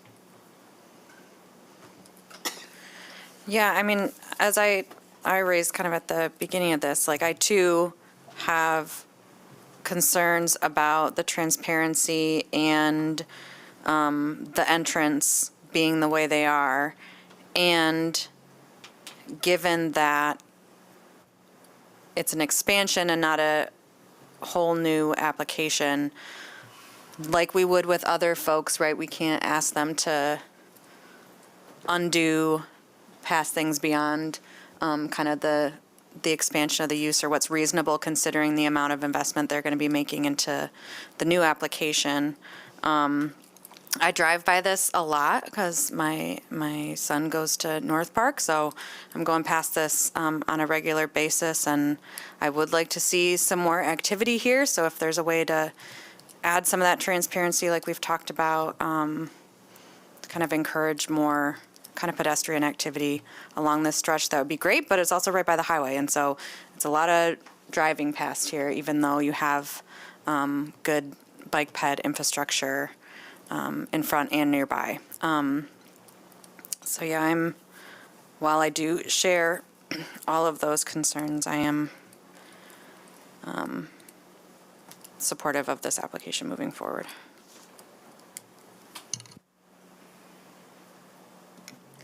I am too. I'm willing to make a motion. I'll just need some help on the transparency language when we get there. Thank you. Now, therefore, it be resolved that the Planning Commission approves the special land use and site plan review request of North Park Property LLC for expansion of a dental office on the ground floor in the TN TBA Zone District at 422 North Park Street Northeast for the following reasons. The proposed use will be consistent with the purpose and intent of the master plan and zoning ordinance, including the zone district, because the proposed use will support the expansion of an existing business and contribute to the mixed-use character of the neighborhood business district. The proposed use will meet the site plan review standards of Section 5.12.8.e because the main entrance to the building, found at the rear of the site, provides access to the public street via sidewalk, which is located along the adjacent parking lot. The proposed use will be compatible, harmonious, and appropriate with the character and uses of the neighborhood, adjacent properties, and the natural environment, because activity associated with the proposed use is not anticipated to impose a burden on other uses in the area, and the proposed use will complement and expand on the existing use on the property. Additionally, the proposed use will support the desired mixed-use character of the neighborhood. Potentially adverse effects arising from the proposed development on the neighborhood and adjacent properties will be minimized through the proposed use will provide additional support for residents in the neighborhood, and parking on an adjacent property and street parking are available. The proposed uses will not be detrimental, hazardous, or disturbing to existing or future uses, or to the public welfare by reason of excessive traffic, noise, or visual clutter, because no outdoor or late evening activities are to be conducted, and the traffic generated by the use will be minimal and will only occur during typical business hours. The proposed use will not adversely affect the walkability of the neighborhood, impair pedestrian circulation patterns, disrupt the continuity of the urban street wall, or otherwise hinder the creation of a pedestrian-oriented environment, because existing pedestrian access is provided from the parking lot, and the building is existing, and the approved site layout is not proposed to change. The proposed use will not be detrimental to the financial stability or economic welfare of the city because the use is not anticipated to create nuisances or needs that will require additional city services. The proposed use will comply with all other applicable city ordinances and policies and all applicable state laws. Be it further resolved that the following conditions of approval shall apply to this project. Standard conditions set A, approvals. All right, and number 2, can I get some help on the transparency language? You read way too fast for me. Okay. I'm sorry. Just give me, sorry, 1 second to, we're kind of going back and forth here.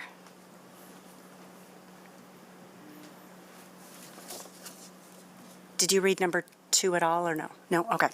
That this approval does include a reduction in the 70% or greater VLT transparency requirement of section 5.2.14.I. However, the applicant worked with planning staff to minimize the use of the opaque glass into the expanded tenant bay and consider the use of clear glass into the hallway or through the use of window displays and/or art along the frontage. It's a little sloppy. Can you also specifically address the transom windows that are currently the dark room? I had that as a separate Oh, okay. suggested condition. So, yes, but can we get there? Can we talk about the one I just read? Would you like me to reread Will that? you do it one more time? It's sloppy, I'm sorry. That this approval does include a reduction in the 70% VLT or greater, a reduction in 70% or greater VLT transparency requirement of section 5.2.14I. However, the applicant worked with planning staff to minimize the use of the opaque glass into the expanded tenant bay and utilize clear glass into the hallway and/or utilize window displays and art. Could we say something about the use of opaque glass only where I'm not going to get it right too, but I'm just thinking about the requirement to protect the patient privacy. So that's Where where it's we'll allow essential. opaque Only where it's required. glass. Everywhere else, we prefer transparent. Minimize the use of the opaque glass. Only where it's essential to meet It is Patient privacy. requirements. essential Patient privacy, sure. to meet patient privacy. Okay, that is probably a far more succinct way of phrasing that, and then we can work with the owner on, and maybe the architect a little bit. Great. So I- picking, oops. Well, I'm the one that brought this up. And I don't, if there's broad support for what you have in there, that's great.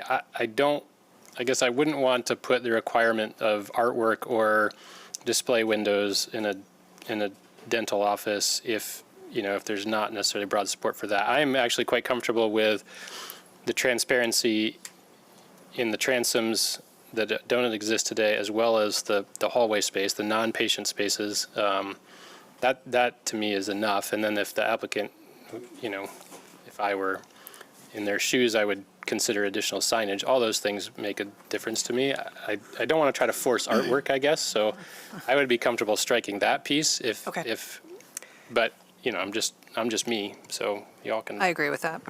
I agree with that too. So then. I'm waiting, do we have support yet? I don't know. I want, before we discuss. Okay, go ahead.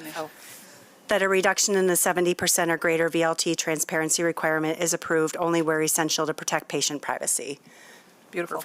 Thank you, Laura. And then you had one other regarding Yes. the. I did.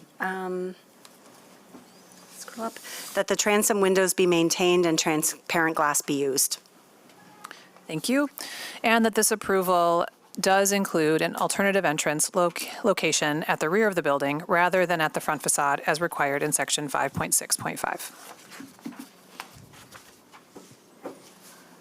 Do we have support? Oh, I'll support, and then as part of discussion, only suggestively, from a form perspective, that I guess it'd be the eastern set of windows, the far east side of the new expansion area, if that were also transparent glass, but you could include blinds on the inside to protect the patient's privacy, I think it would look more consistent from the street elevation. So not jumping back to a black opaque glass, but potentially just using a different form of blind would be nice from my perspective, but not required. Well, I think from an administrative perspective of this condition, if the applicant were willing to utilize the blinds, I would consider that the condition of the Planning Commission is still satisfied, whether it's opaque glass or blind, but. Right. Yeah, I'm just saying. Yeah. It'd be nice if they would do that, but Okay. I don't Yeah. think it's been required with the. Yeah. Yeah. All right, I have motion, support, and discussion. Any further discussion? All right, all those in favor say aye. Aye. Any opposed? Aye. All right, motion carries. Thank you so much. You nailed it. Okay.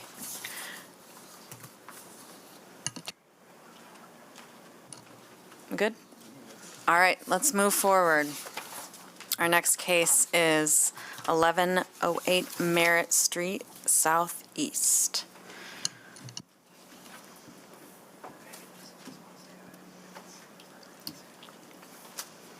All right. The applicant is requesting approval to construct a new two-family dwelling at 1108 Merritt Street Southeast.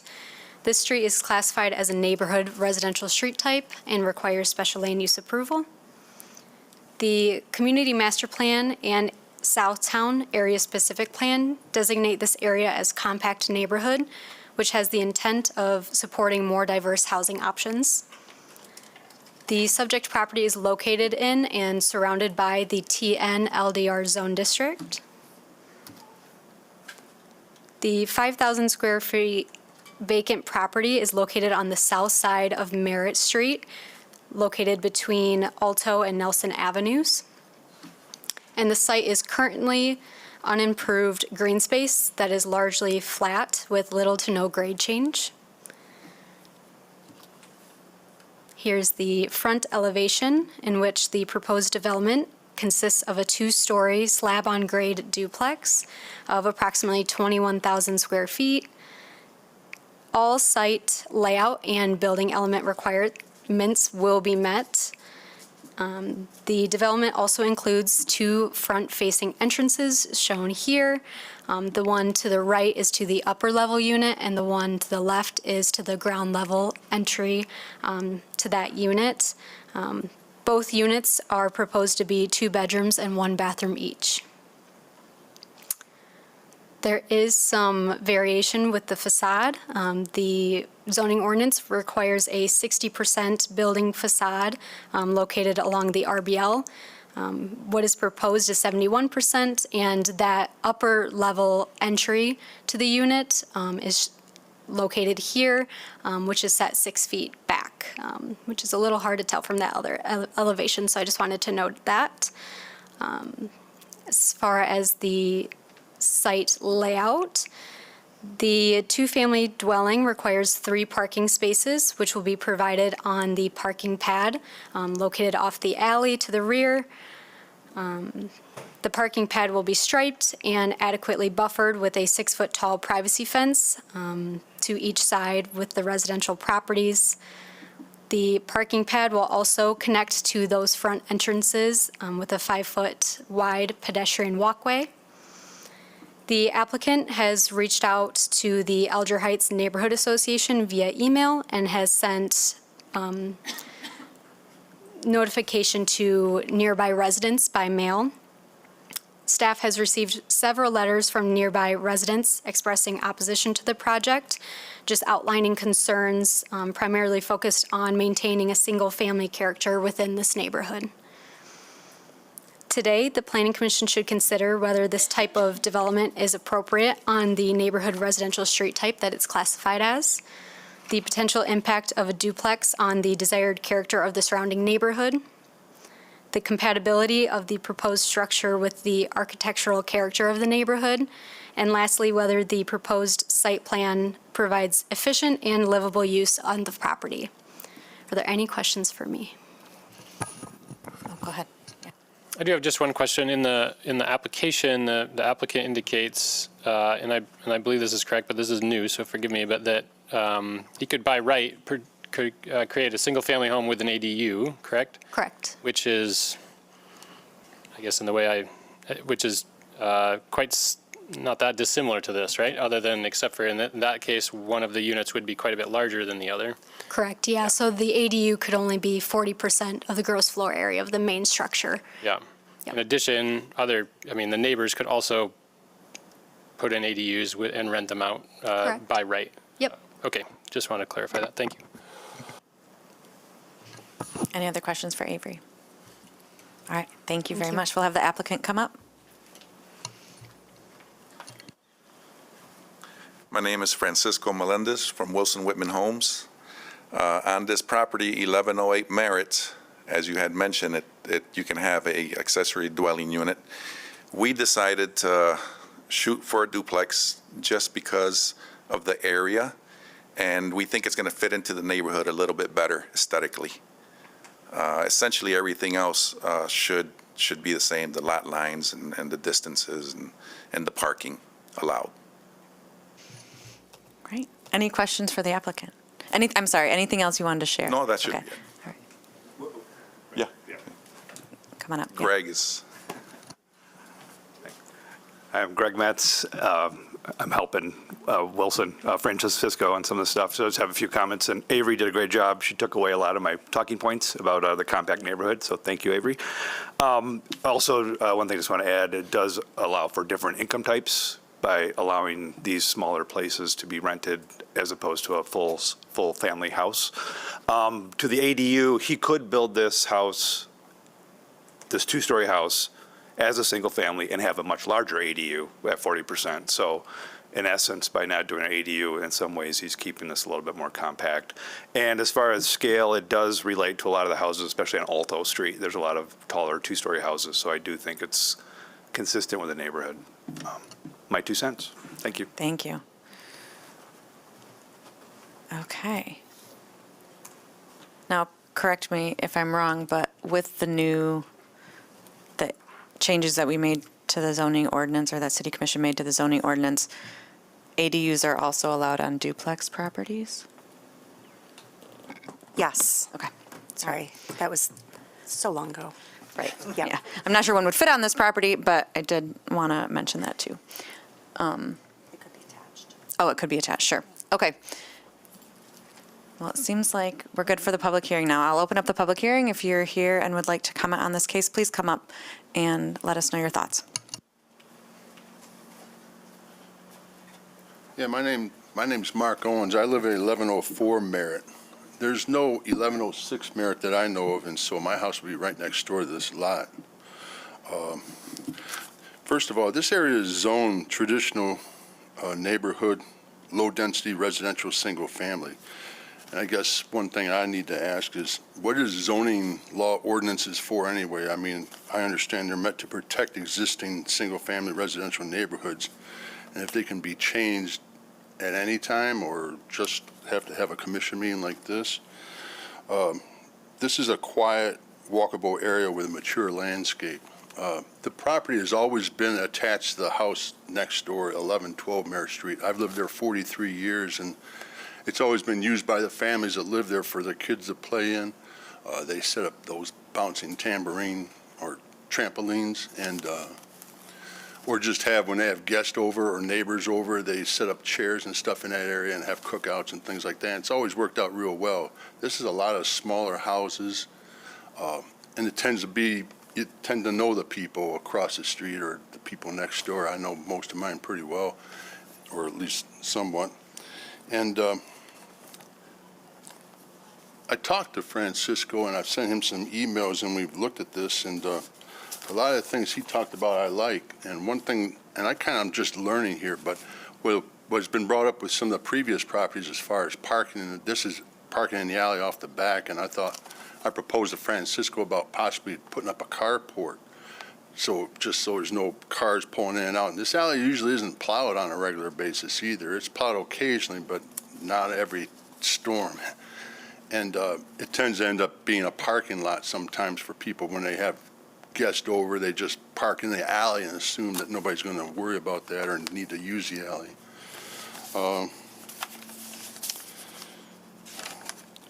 And I know Grand Rapids has a desire for additional housing units, and I think a single-family unit would enhance that vacant lot very well.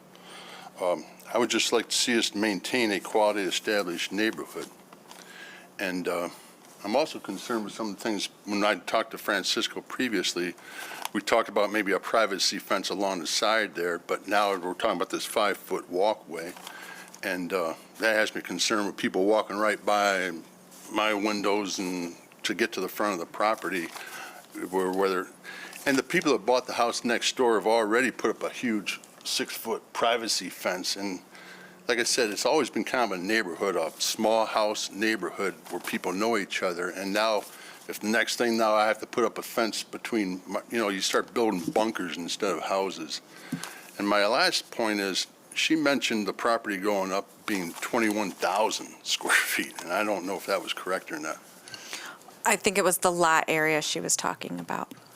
The lot is it really 21,000 square feet? 2,100, sorry. Okay, yeah, all right. Well, For the my time's up. building. Thanks for Okay. listening. Thank you so much. Appreciate it. Hello again, Andrew, Strongtowns, Grand Rapids. I actually live close enough to this house where when I punched it into Google, because I was like, I think that's right around the corner from me, it said I was a 1-minute walk. And so I will be able to stand on my roof and watch this construction happening. I think it's great. I think adding density to neighborhoods, obviously it's the duplex going into a vacant lot, filling in those missing teeth, as the mayor would call it. The duplex is great because it's adding density to the neighborhood. These neighborhoods are nice. They're kind of up and coming a little bit as well. And so getting some new development in there, this project really fits a lot of like the imagery of that neighborhood as well. I like it having a patio up front that always helps with community connections as well. So that way people can sit out front, say hi to their neighbors, that kind of stuff. I have a table out on my patio.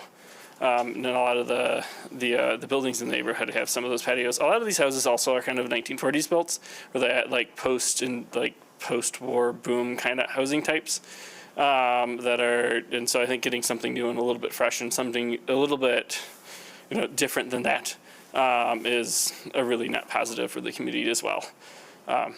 Thank you. Thank you. Hi, my name is Nathan Biller. I'm a small infill developer working in the city. I'm obviously very supportive of this. The fact that we are still requesting special land uses for duplexes in TNLDR seems like a huge miss. We have bills in the House that likely will legalize ADUs and make them much larger than what our current ordinance allows anyway. It would be great if we could lead on policy instead of being reactive to it. I know that the ADU thing is on your agenda for the rest of the time, but this is an easy win and an obvious yes, in my opinion. Thank you. Anyone else on this case? Okay, I will close the public hearing. Commissioners. Oh, maybe one thing, I'll have the applicant come back up. I'm sorry, sir, the public, yes, get your glasses, I'm sorry. Could you come back up, Francisco? I'm wondering if you can talk about, we didn't talk about landscaping or fencing. Could you address? I am open to dialogue on fencing. There's already a 6-foot fence on the left side. Okay. So I guess we could talk and see what we can come up with for privacy, whether it be a fencing or Landscaping. landscaping. I guess I don't know that we would suggest that it's required. I was just wondering what your current So it's plans not were. required, right? No. No. Not unless the But we usually do, I mean, the last house we built on 1014 Lafayette, we did put fencing in the back just to keep a little bit of privacy and everybody, have their own space. Okay, cool. And I understand the walkway going from the side to the front of the house, he probably wants some privacy on that side, so. Okay, all right, thank you. I wanted to know what your current plan was. Thank you. Okay, commissioners. I think this is really thoughtfully scaled for the neighborhood. It would have been very easy for us to have a couple more bedrooms or something else in each unit. And I think the sizes, it relates to the surrounding buildings. Typically, I would say I would like the finished floor height to match the neighboring properties or be in line with it. It looks like there maybe is a foot difference. I understand this being slab on grade makes that more complicated. But related to that, this is also set back from the curb further than we would typically see in this type of neighborhood. And the further back you are, the lower the first floor can be and still be comfortable. So I'm very comfortable supporting this as is.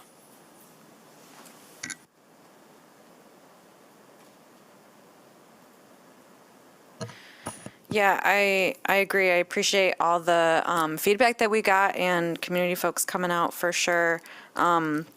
I do also agree that it was thoughtfully designed. It looks like a single-family house essentially in this neighborhood, and with a very minimal increase to density, shouldn't negatively impact kind of the neighbors as far as I could see.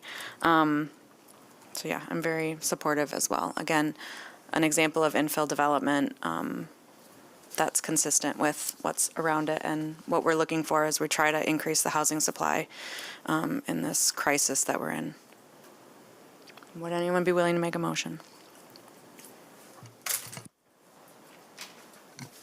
I can do it. Now therefore be it resolved, the Planning Commission approves a special land use and site plan review request of Wilson and Whitman Homes LLC, Francisco Melendez, to construct a new two-family dwelling at 1108 Merritt Street Southeast for the following reasons. The proposed use will be consistent with the purpose and intention of the master plan and zoning ordinance, including the zone district, because the 2024 Community Master Plan future land use map designation of the property supports residential development and new housing types. The development will contribute to greater variety of housing types in a low-density residential zone district. 2024 Community Master Plan Great Neighborhoods Recommendation 1B2. And a new two-family dwelling at this location will support the recommendation of the Southtown Neighborhood Area Specific Plan to allow for a variety of housing types in single-family districts. Proposed use will meet the site plan review standards of section 5.12.08E because the site has been harmoniously and efficiently organized in relation to the size and type of lot, character of the neighborhood, and adjoining structures. The site and building components have been designed to meet all zoning regulations. 3A, the proposed use will be compatible, harmonious, and appropriate with the character and uses of the neighborhood, adjacent properties, and the natural environment because the proposed building is consistent in scale and orientation with what is desired in the TN neighborhood classification, and the proposed use will result in a density appropriate for the area. 3B, the proposed use will not have adverse effects on the neighborhood because the proposed on-site parking spaces off the alley will meet the requirements of the zone district. And building structures and entrances are appropriately oriented on the site, and building setbacks meet the minimum zoning requirements. 3C, the proposed uses will not be detrimental, hazardous, or disturbing to the existing or future uses or to public welfare by reason of excessive traffic, noise, or visual clutter because vehicular access to the property will be from the alley, and this will be a residential use in a residentially zoned area. 3D, the proposed use will not adversely affect the walkability of the neighborhood, impair pedestrian circulation patterns, disrupt the continuity of the urban street wall, or otherwise hinder the creation of a pedestrian-oriented environment. But because the proposed building setback will be consistent with properties on the same side of the block, and the placement of the house, entrances, and rear yard parking reflect a pedestrian-oriented site. 5B, the proposed use will not be detrimental to the financial stability and economic welfare of the city because the infill development and provision of additional housing units will support a complete and stable neighborhood. 5C, the proposed use will comply with all of their applicable city ordinances and policies and all applicable state laws because the additional dwelling units will contribute to the tax base and support the nearby business district, and the proposed development will encourage additional investment in the neighborhood. Be it further resolved, the following conditions of approval shall apply to this project. One, standard condition set A approvals on the screen. 2, that a 5-foot wide internal pedestrian walkway shall be installed to connect the off-street parking area with the primary entrances of the main building. And a third condition is just to limit the times of construction from 7 a.m. to 7 p.m. daily. Second. And support down there. Okay, we have motion support. Any additional discussion? Andrea, second. Yeah. I just had one question about there's a very large tree in the front yard.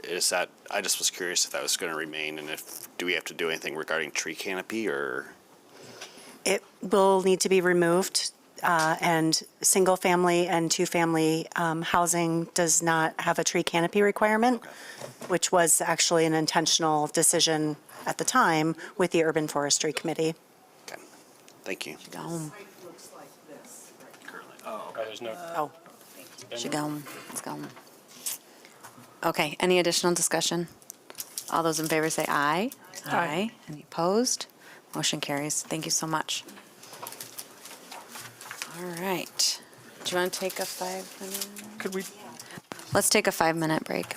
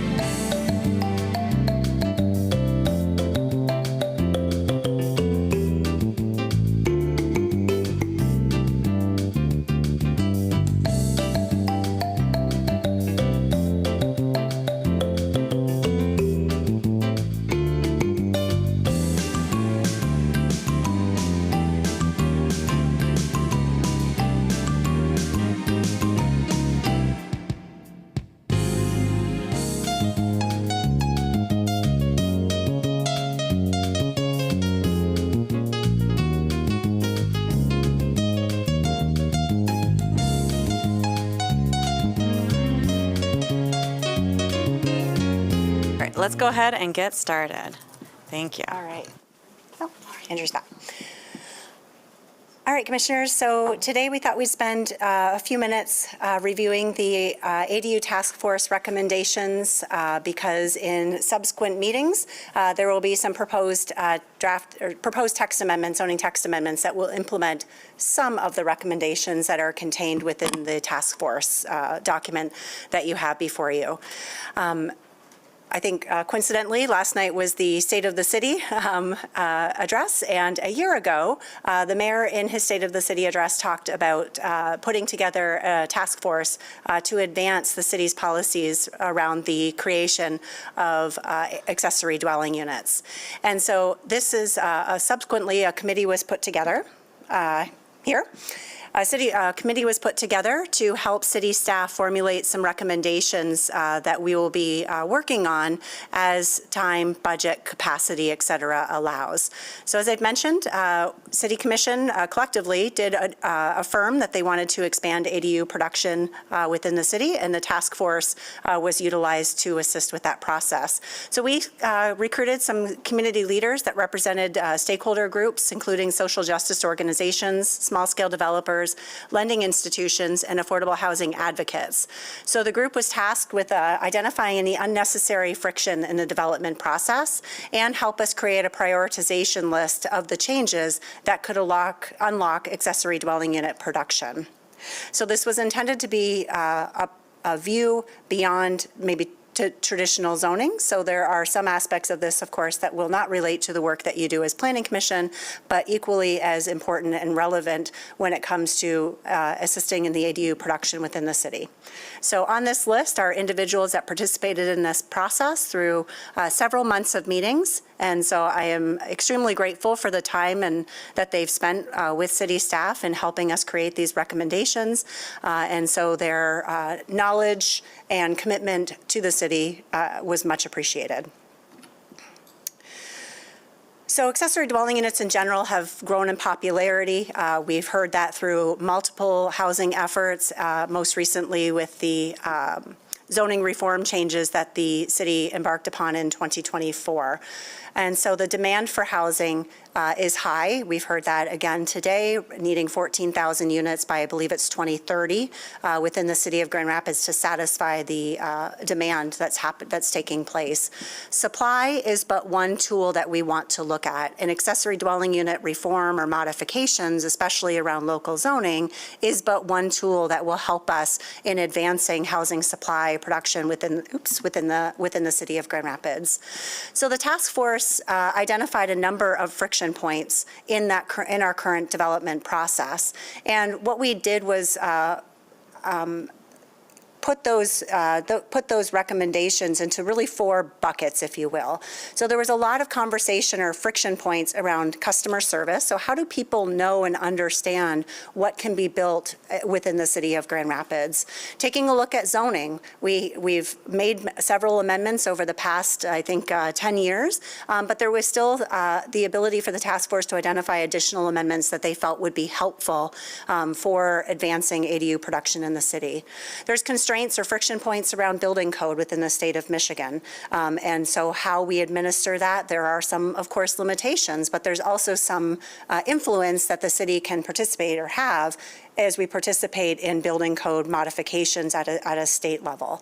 And then financing, being able to finance an accessory dwelling unit has inherent challenges about who can access capital, how people could budget for it, but also access those financial resources. These were historically popular within the city of Grand Rapids. So some of our older neighborhoods, you'll see a number of structures, whether they're called carriage houses, granny flats, mother-in-law apartments. These types of units exist in our city. And of course, as Planning Commission, you are well aware of that. We look at accessory dwelling units or define it as a secondary and clearly subordinate unit that's either attached or detached in association with a single family or a 2-family. And we can refer to those as granny flats as well, but accessory dwelling unit is the zoning terminology that we use in the city. Because we're planners, we like to look at the history of how things came about. In 1923, of course, we didn't have zoning in the city of Grand Rapids prior, and so we called it the Wild Wild Midwest. You could build anything, anywhere, and carriage homes, granny flats, accessory dwelling units were somewhat popular, and many of the existing ones today were built prior to 1923. So as we move over the timeline here, what you'll note is we went from being very permissive to being far more restrictive, where ADU production was discrete, if it existed at all, at least certainly not legally. Very few permits were issued, very few applications were brought before the Planning Commission. And what we quickly realized back in probably 2015 is that one of the main burdens that existed in the city was the zoning. And so it was simply a laborious process. The requirements in place practically restricted the creation of accessory dwelling units. And so slowly over time, and 2019, 2024 are the years that we made significant progress. So allowing for them to exist without a special land use, modifying the floor area ratio between the accessory dwelling unit and the primary structure, not requiring an owner occupancy on the property. Those are some significant changes where we've seen probably the most progress we've seen since 2024, since the 2024 amendments, where we've seen a number of applications that have come forward. So we know we're heading in the right direction, but through the task force discussion, we know that there's some additional modifications to be made.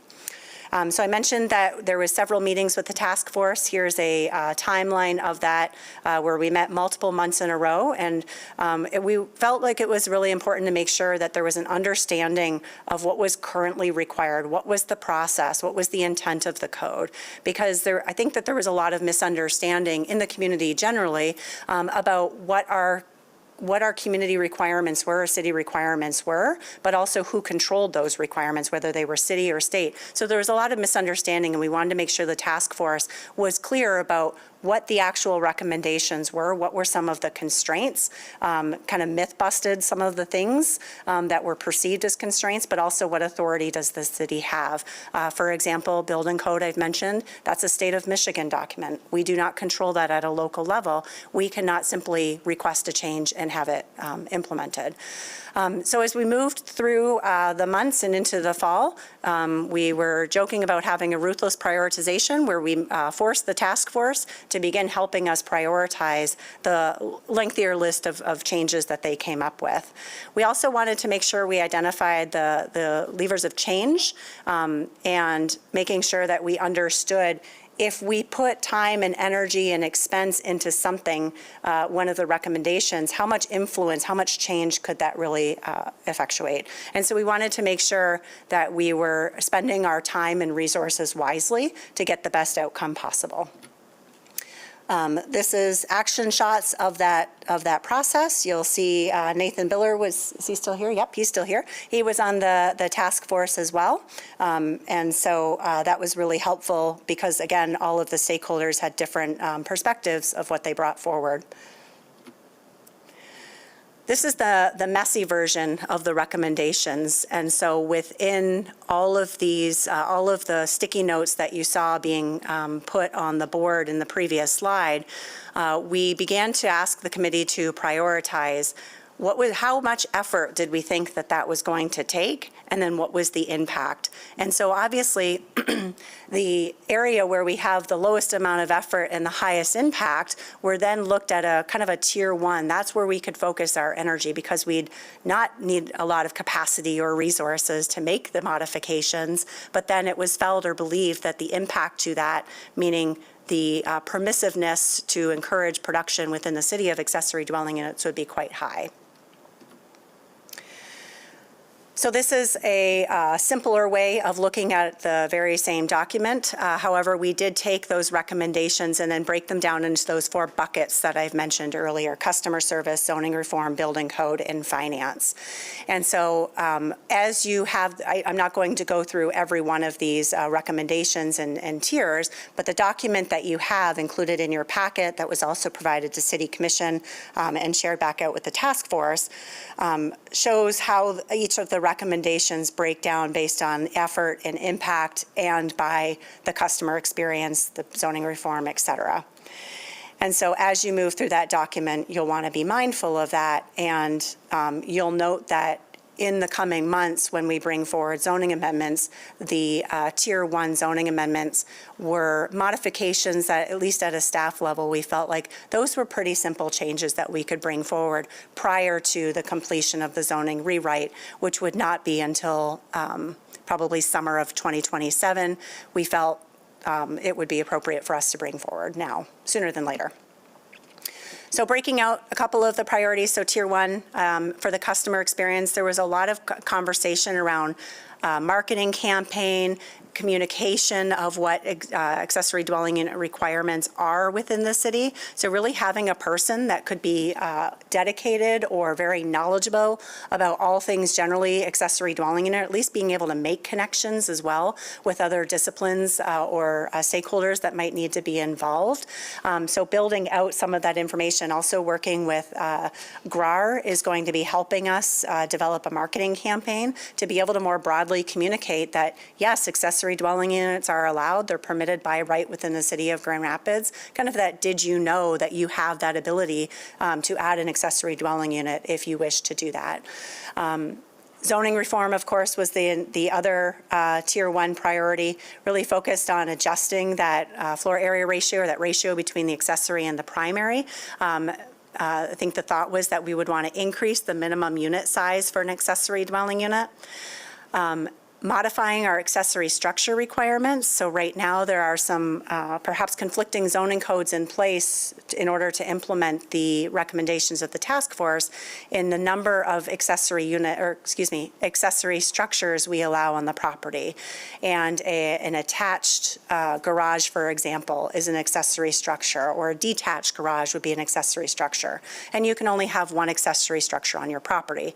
And so if you have an existing garage that you are unable to make into an accessory dwelling unit, you cannot now add a second accessory structure for your accessory dwelling unit. I don't know how many times I said accessory in that explanation, but a lot.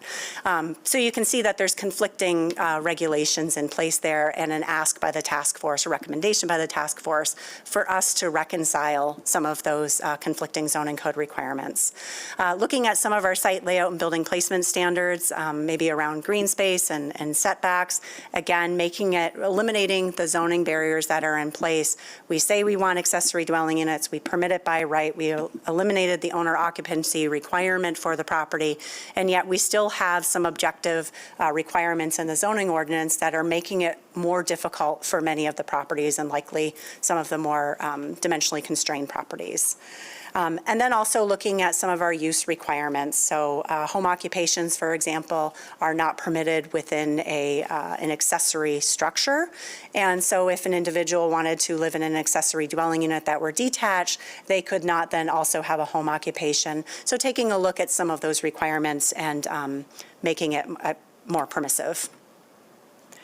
Oh, so I just talked all about this, and I forgot I had slides, but here are the more detailed more detail regarding the marketing and awareness campaign. And then you can see on the right-hand side of the screen are the specific ideas or conversation around this specific priority or recommendation. And then as city staff, we did have a conversation with the task force about the implementation considerations, and that helped decide what prioritization level it got. So for example, we thought we could very easily, I say easy, but compared to some of the other recommendations, we could easily communicate more broadly what are the requirements for accessory dwelling units or ADUs in the city, and share that with our neighborhood associations, our corridor improvement authorities, et cetera. So just being able to develop a more robust communication strategy than what we currently have, and we felt like that was a minimal effort considering some of the other recommendations. Same with the toolkits and guides. And here's all the accessory dwelling units. Like I said, we wanted to increase the size compared to the primary home. There was some other nuances there about when an accessory dwelling unit is relatively constrained in the amount of square foot that is permitted, also accounting for stairwells and mechanical spaces in the floor area of that nominal, the 450 square feet, for example, is really challenging.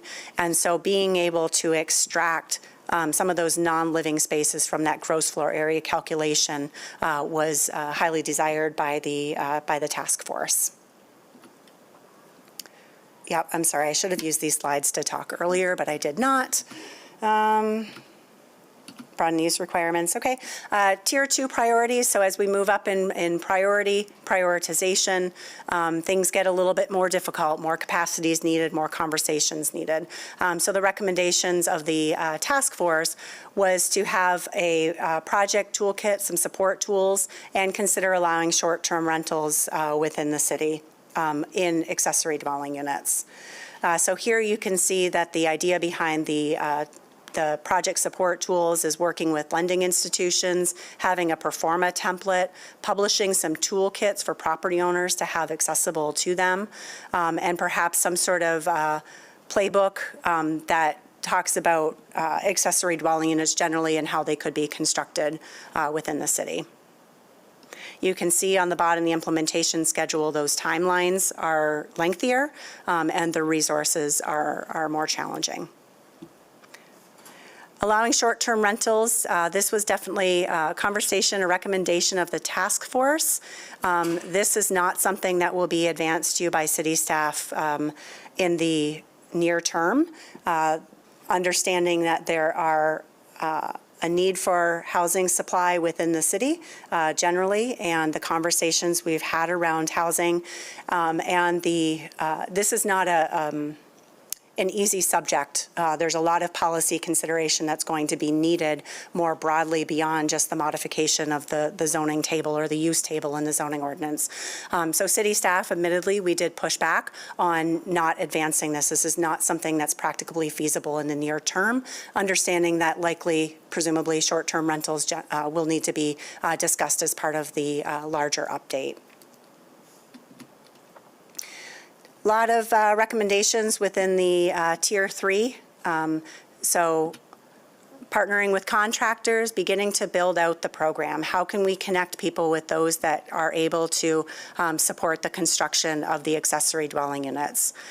Having some sort of virtual hub, so a place where all things accessory dwelling units are readily available.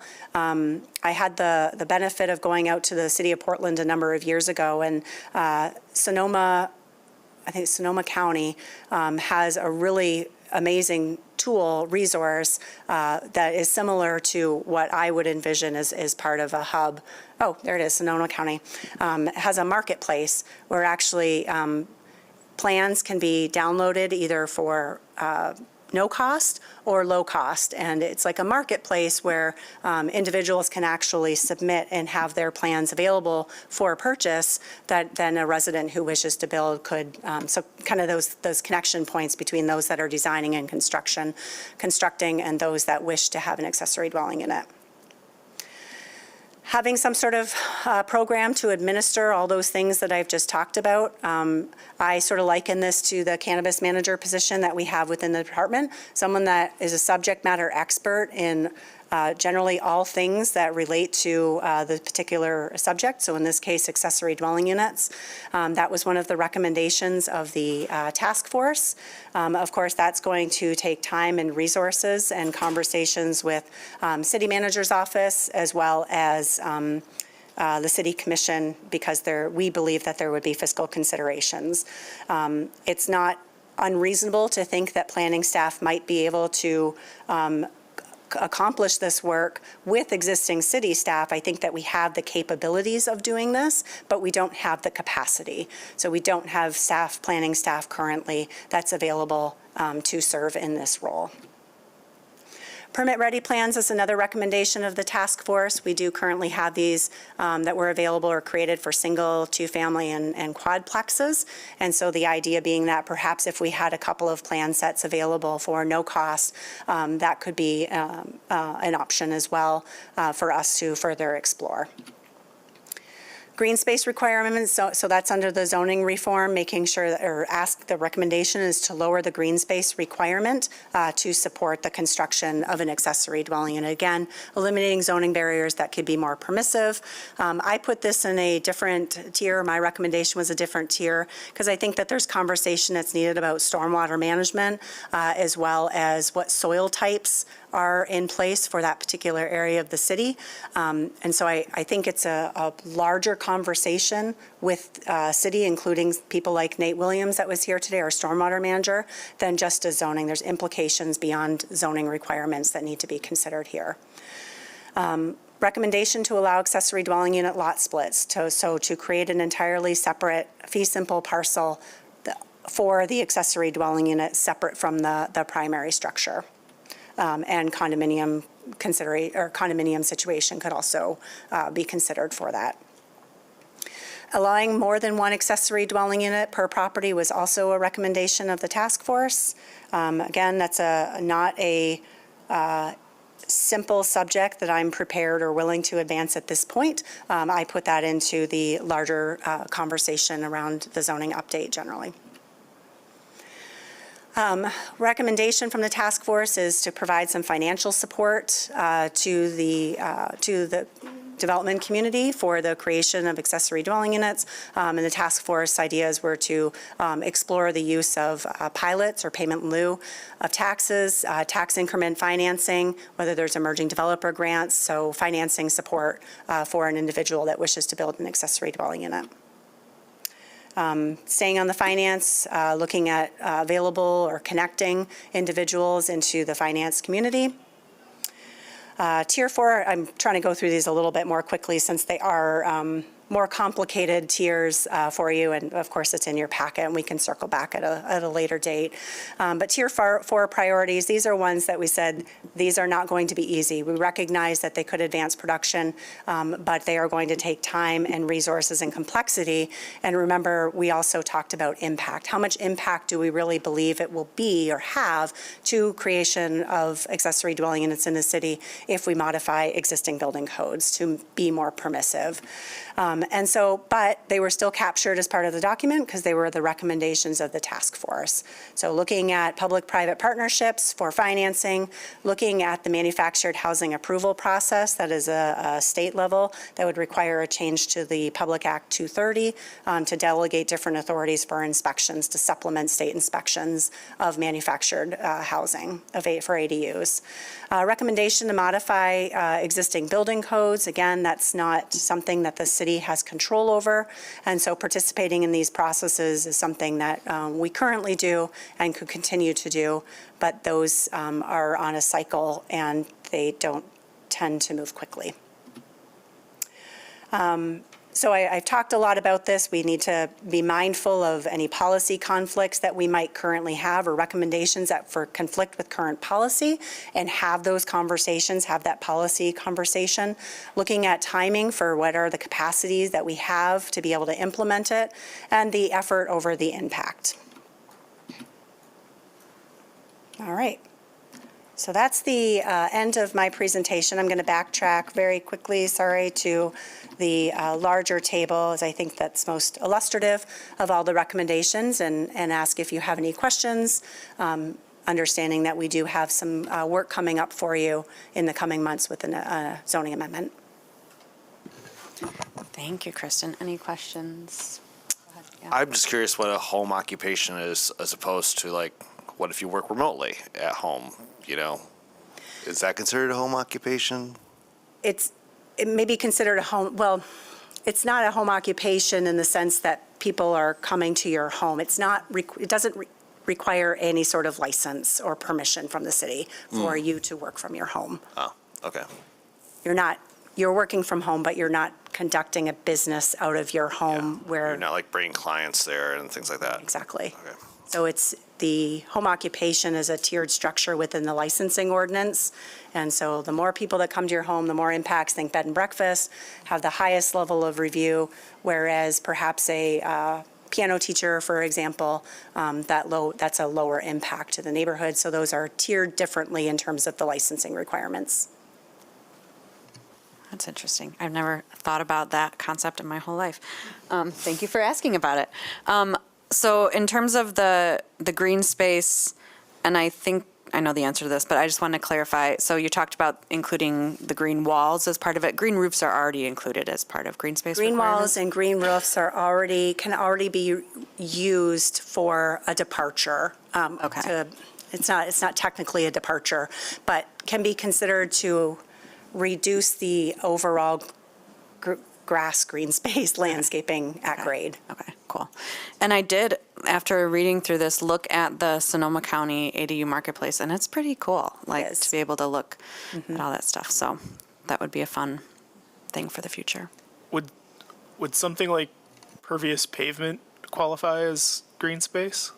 So like if you had a driveway, but you paved it in a pervious substance, would that meet the requirement? Yeah, there's percentages of how much, so if it's a 20% green space, a portion of that 20% can be counted by use of permeable pavement, green walls, and green roofs. Yeah. Sorry, I was doing the phone a friend. I think I said that right.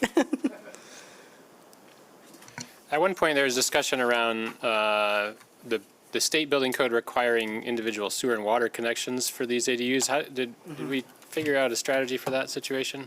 No, it's still, well, I think the recommendation is for us to participate in a process or discussion with the state to not have that same requirement. But in the state plumbing code, it is currently a requirement that it's a separate sewer lateral that is required for, am I saying that wrong, Nathan? You don't need a separate sewer lateral, it just can't go through the building. Can't go through the building, so you have to bring it off the line from the primary, and then if it's, this is a detached structure, run it as a separate line adjacent.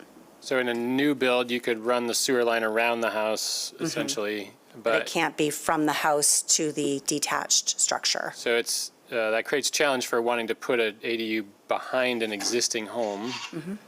Yeah, okay. Anyone else? And that also speaks to the cost of an accessory dwelling unit, of course. Right. With those requirements in place. Cool. Well, thank you, and thanks to the task force. I know Nathan left already, but yeah, I appreciate everyone's time and contributions to helping move this forward, so thank you. Yeah, so please do especially read the report, but please do especially focus on the Tier 1 prior to your April meeting. April, is it the first meeting or second meeting? Okay, the first meeting in April. The one where half the people won't be here. Yeah. But I'll be here, You'll so. understand where these are coming from and the discussion behind that recommendation for why we're advancing the amendments. Okay. You missed it, Nathan, but I did. We thank you and the rest of the task force for your service here. Okay, all right. And we'll look forward to more discussion in April. Okay, now we'll open it up for any public comment. Anyone who wants to address, come on up.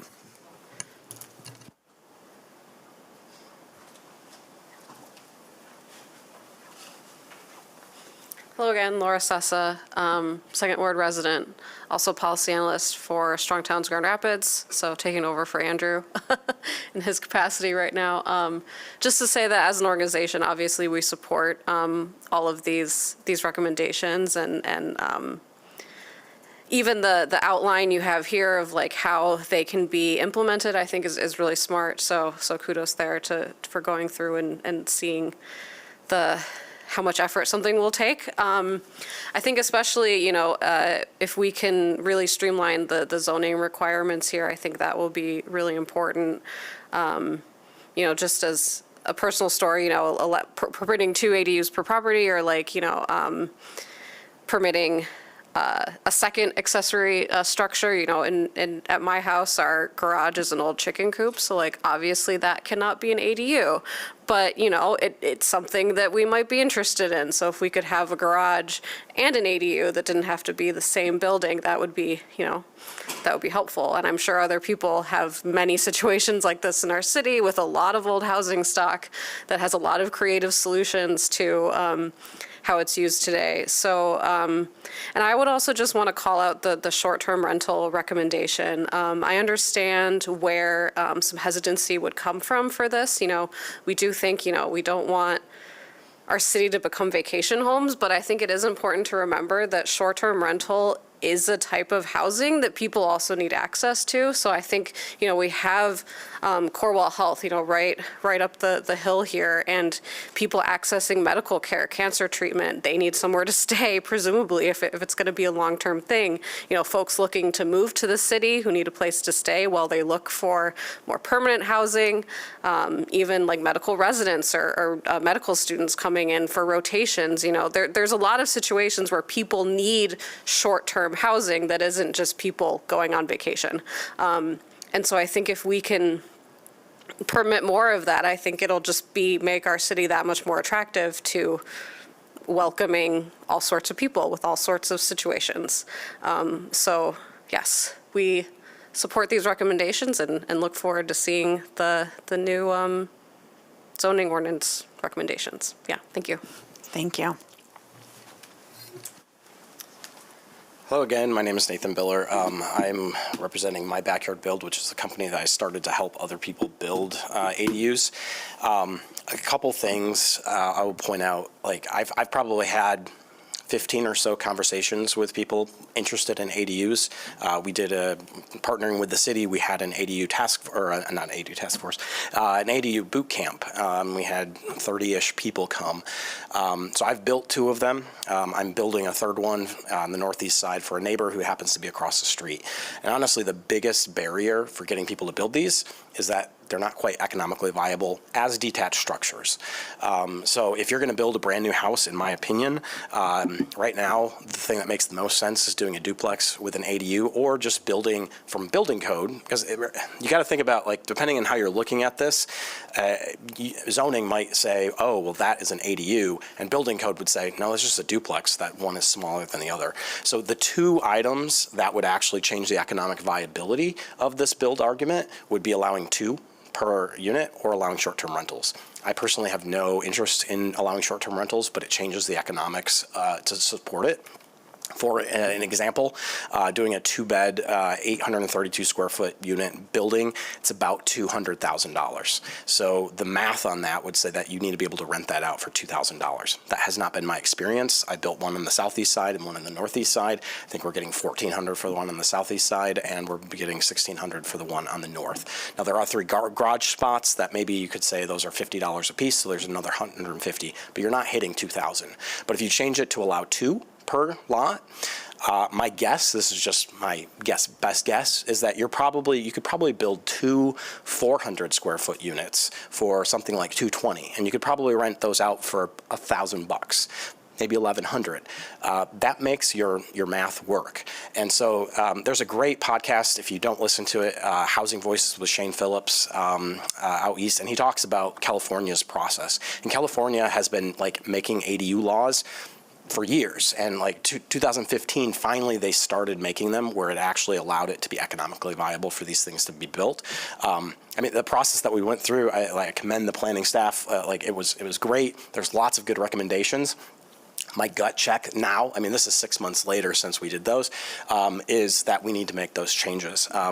So preparing for that, I emailed every city commissioner individually about this. I wrote an entire blog for them to show the economic impact to the city. There's a lot of good reasons why we should do this. I'm not going to read the entire thing, but I'll highlight a couple things. So there's a lifetime city revenue bump for each ADU that gets built of about $43,000. That takes into account the property taxes as well as the income taxes of a new person there.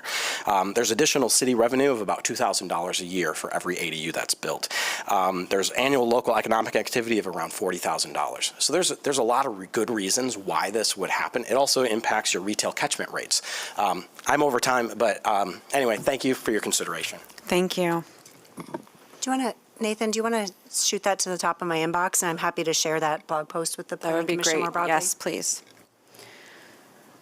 Okay, I will close public comment, and we are adjourned. Thanks, everybody.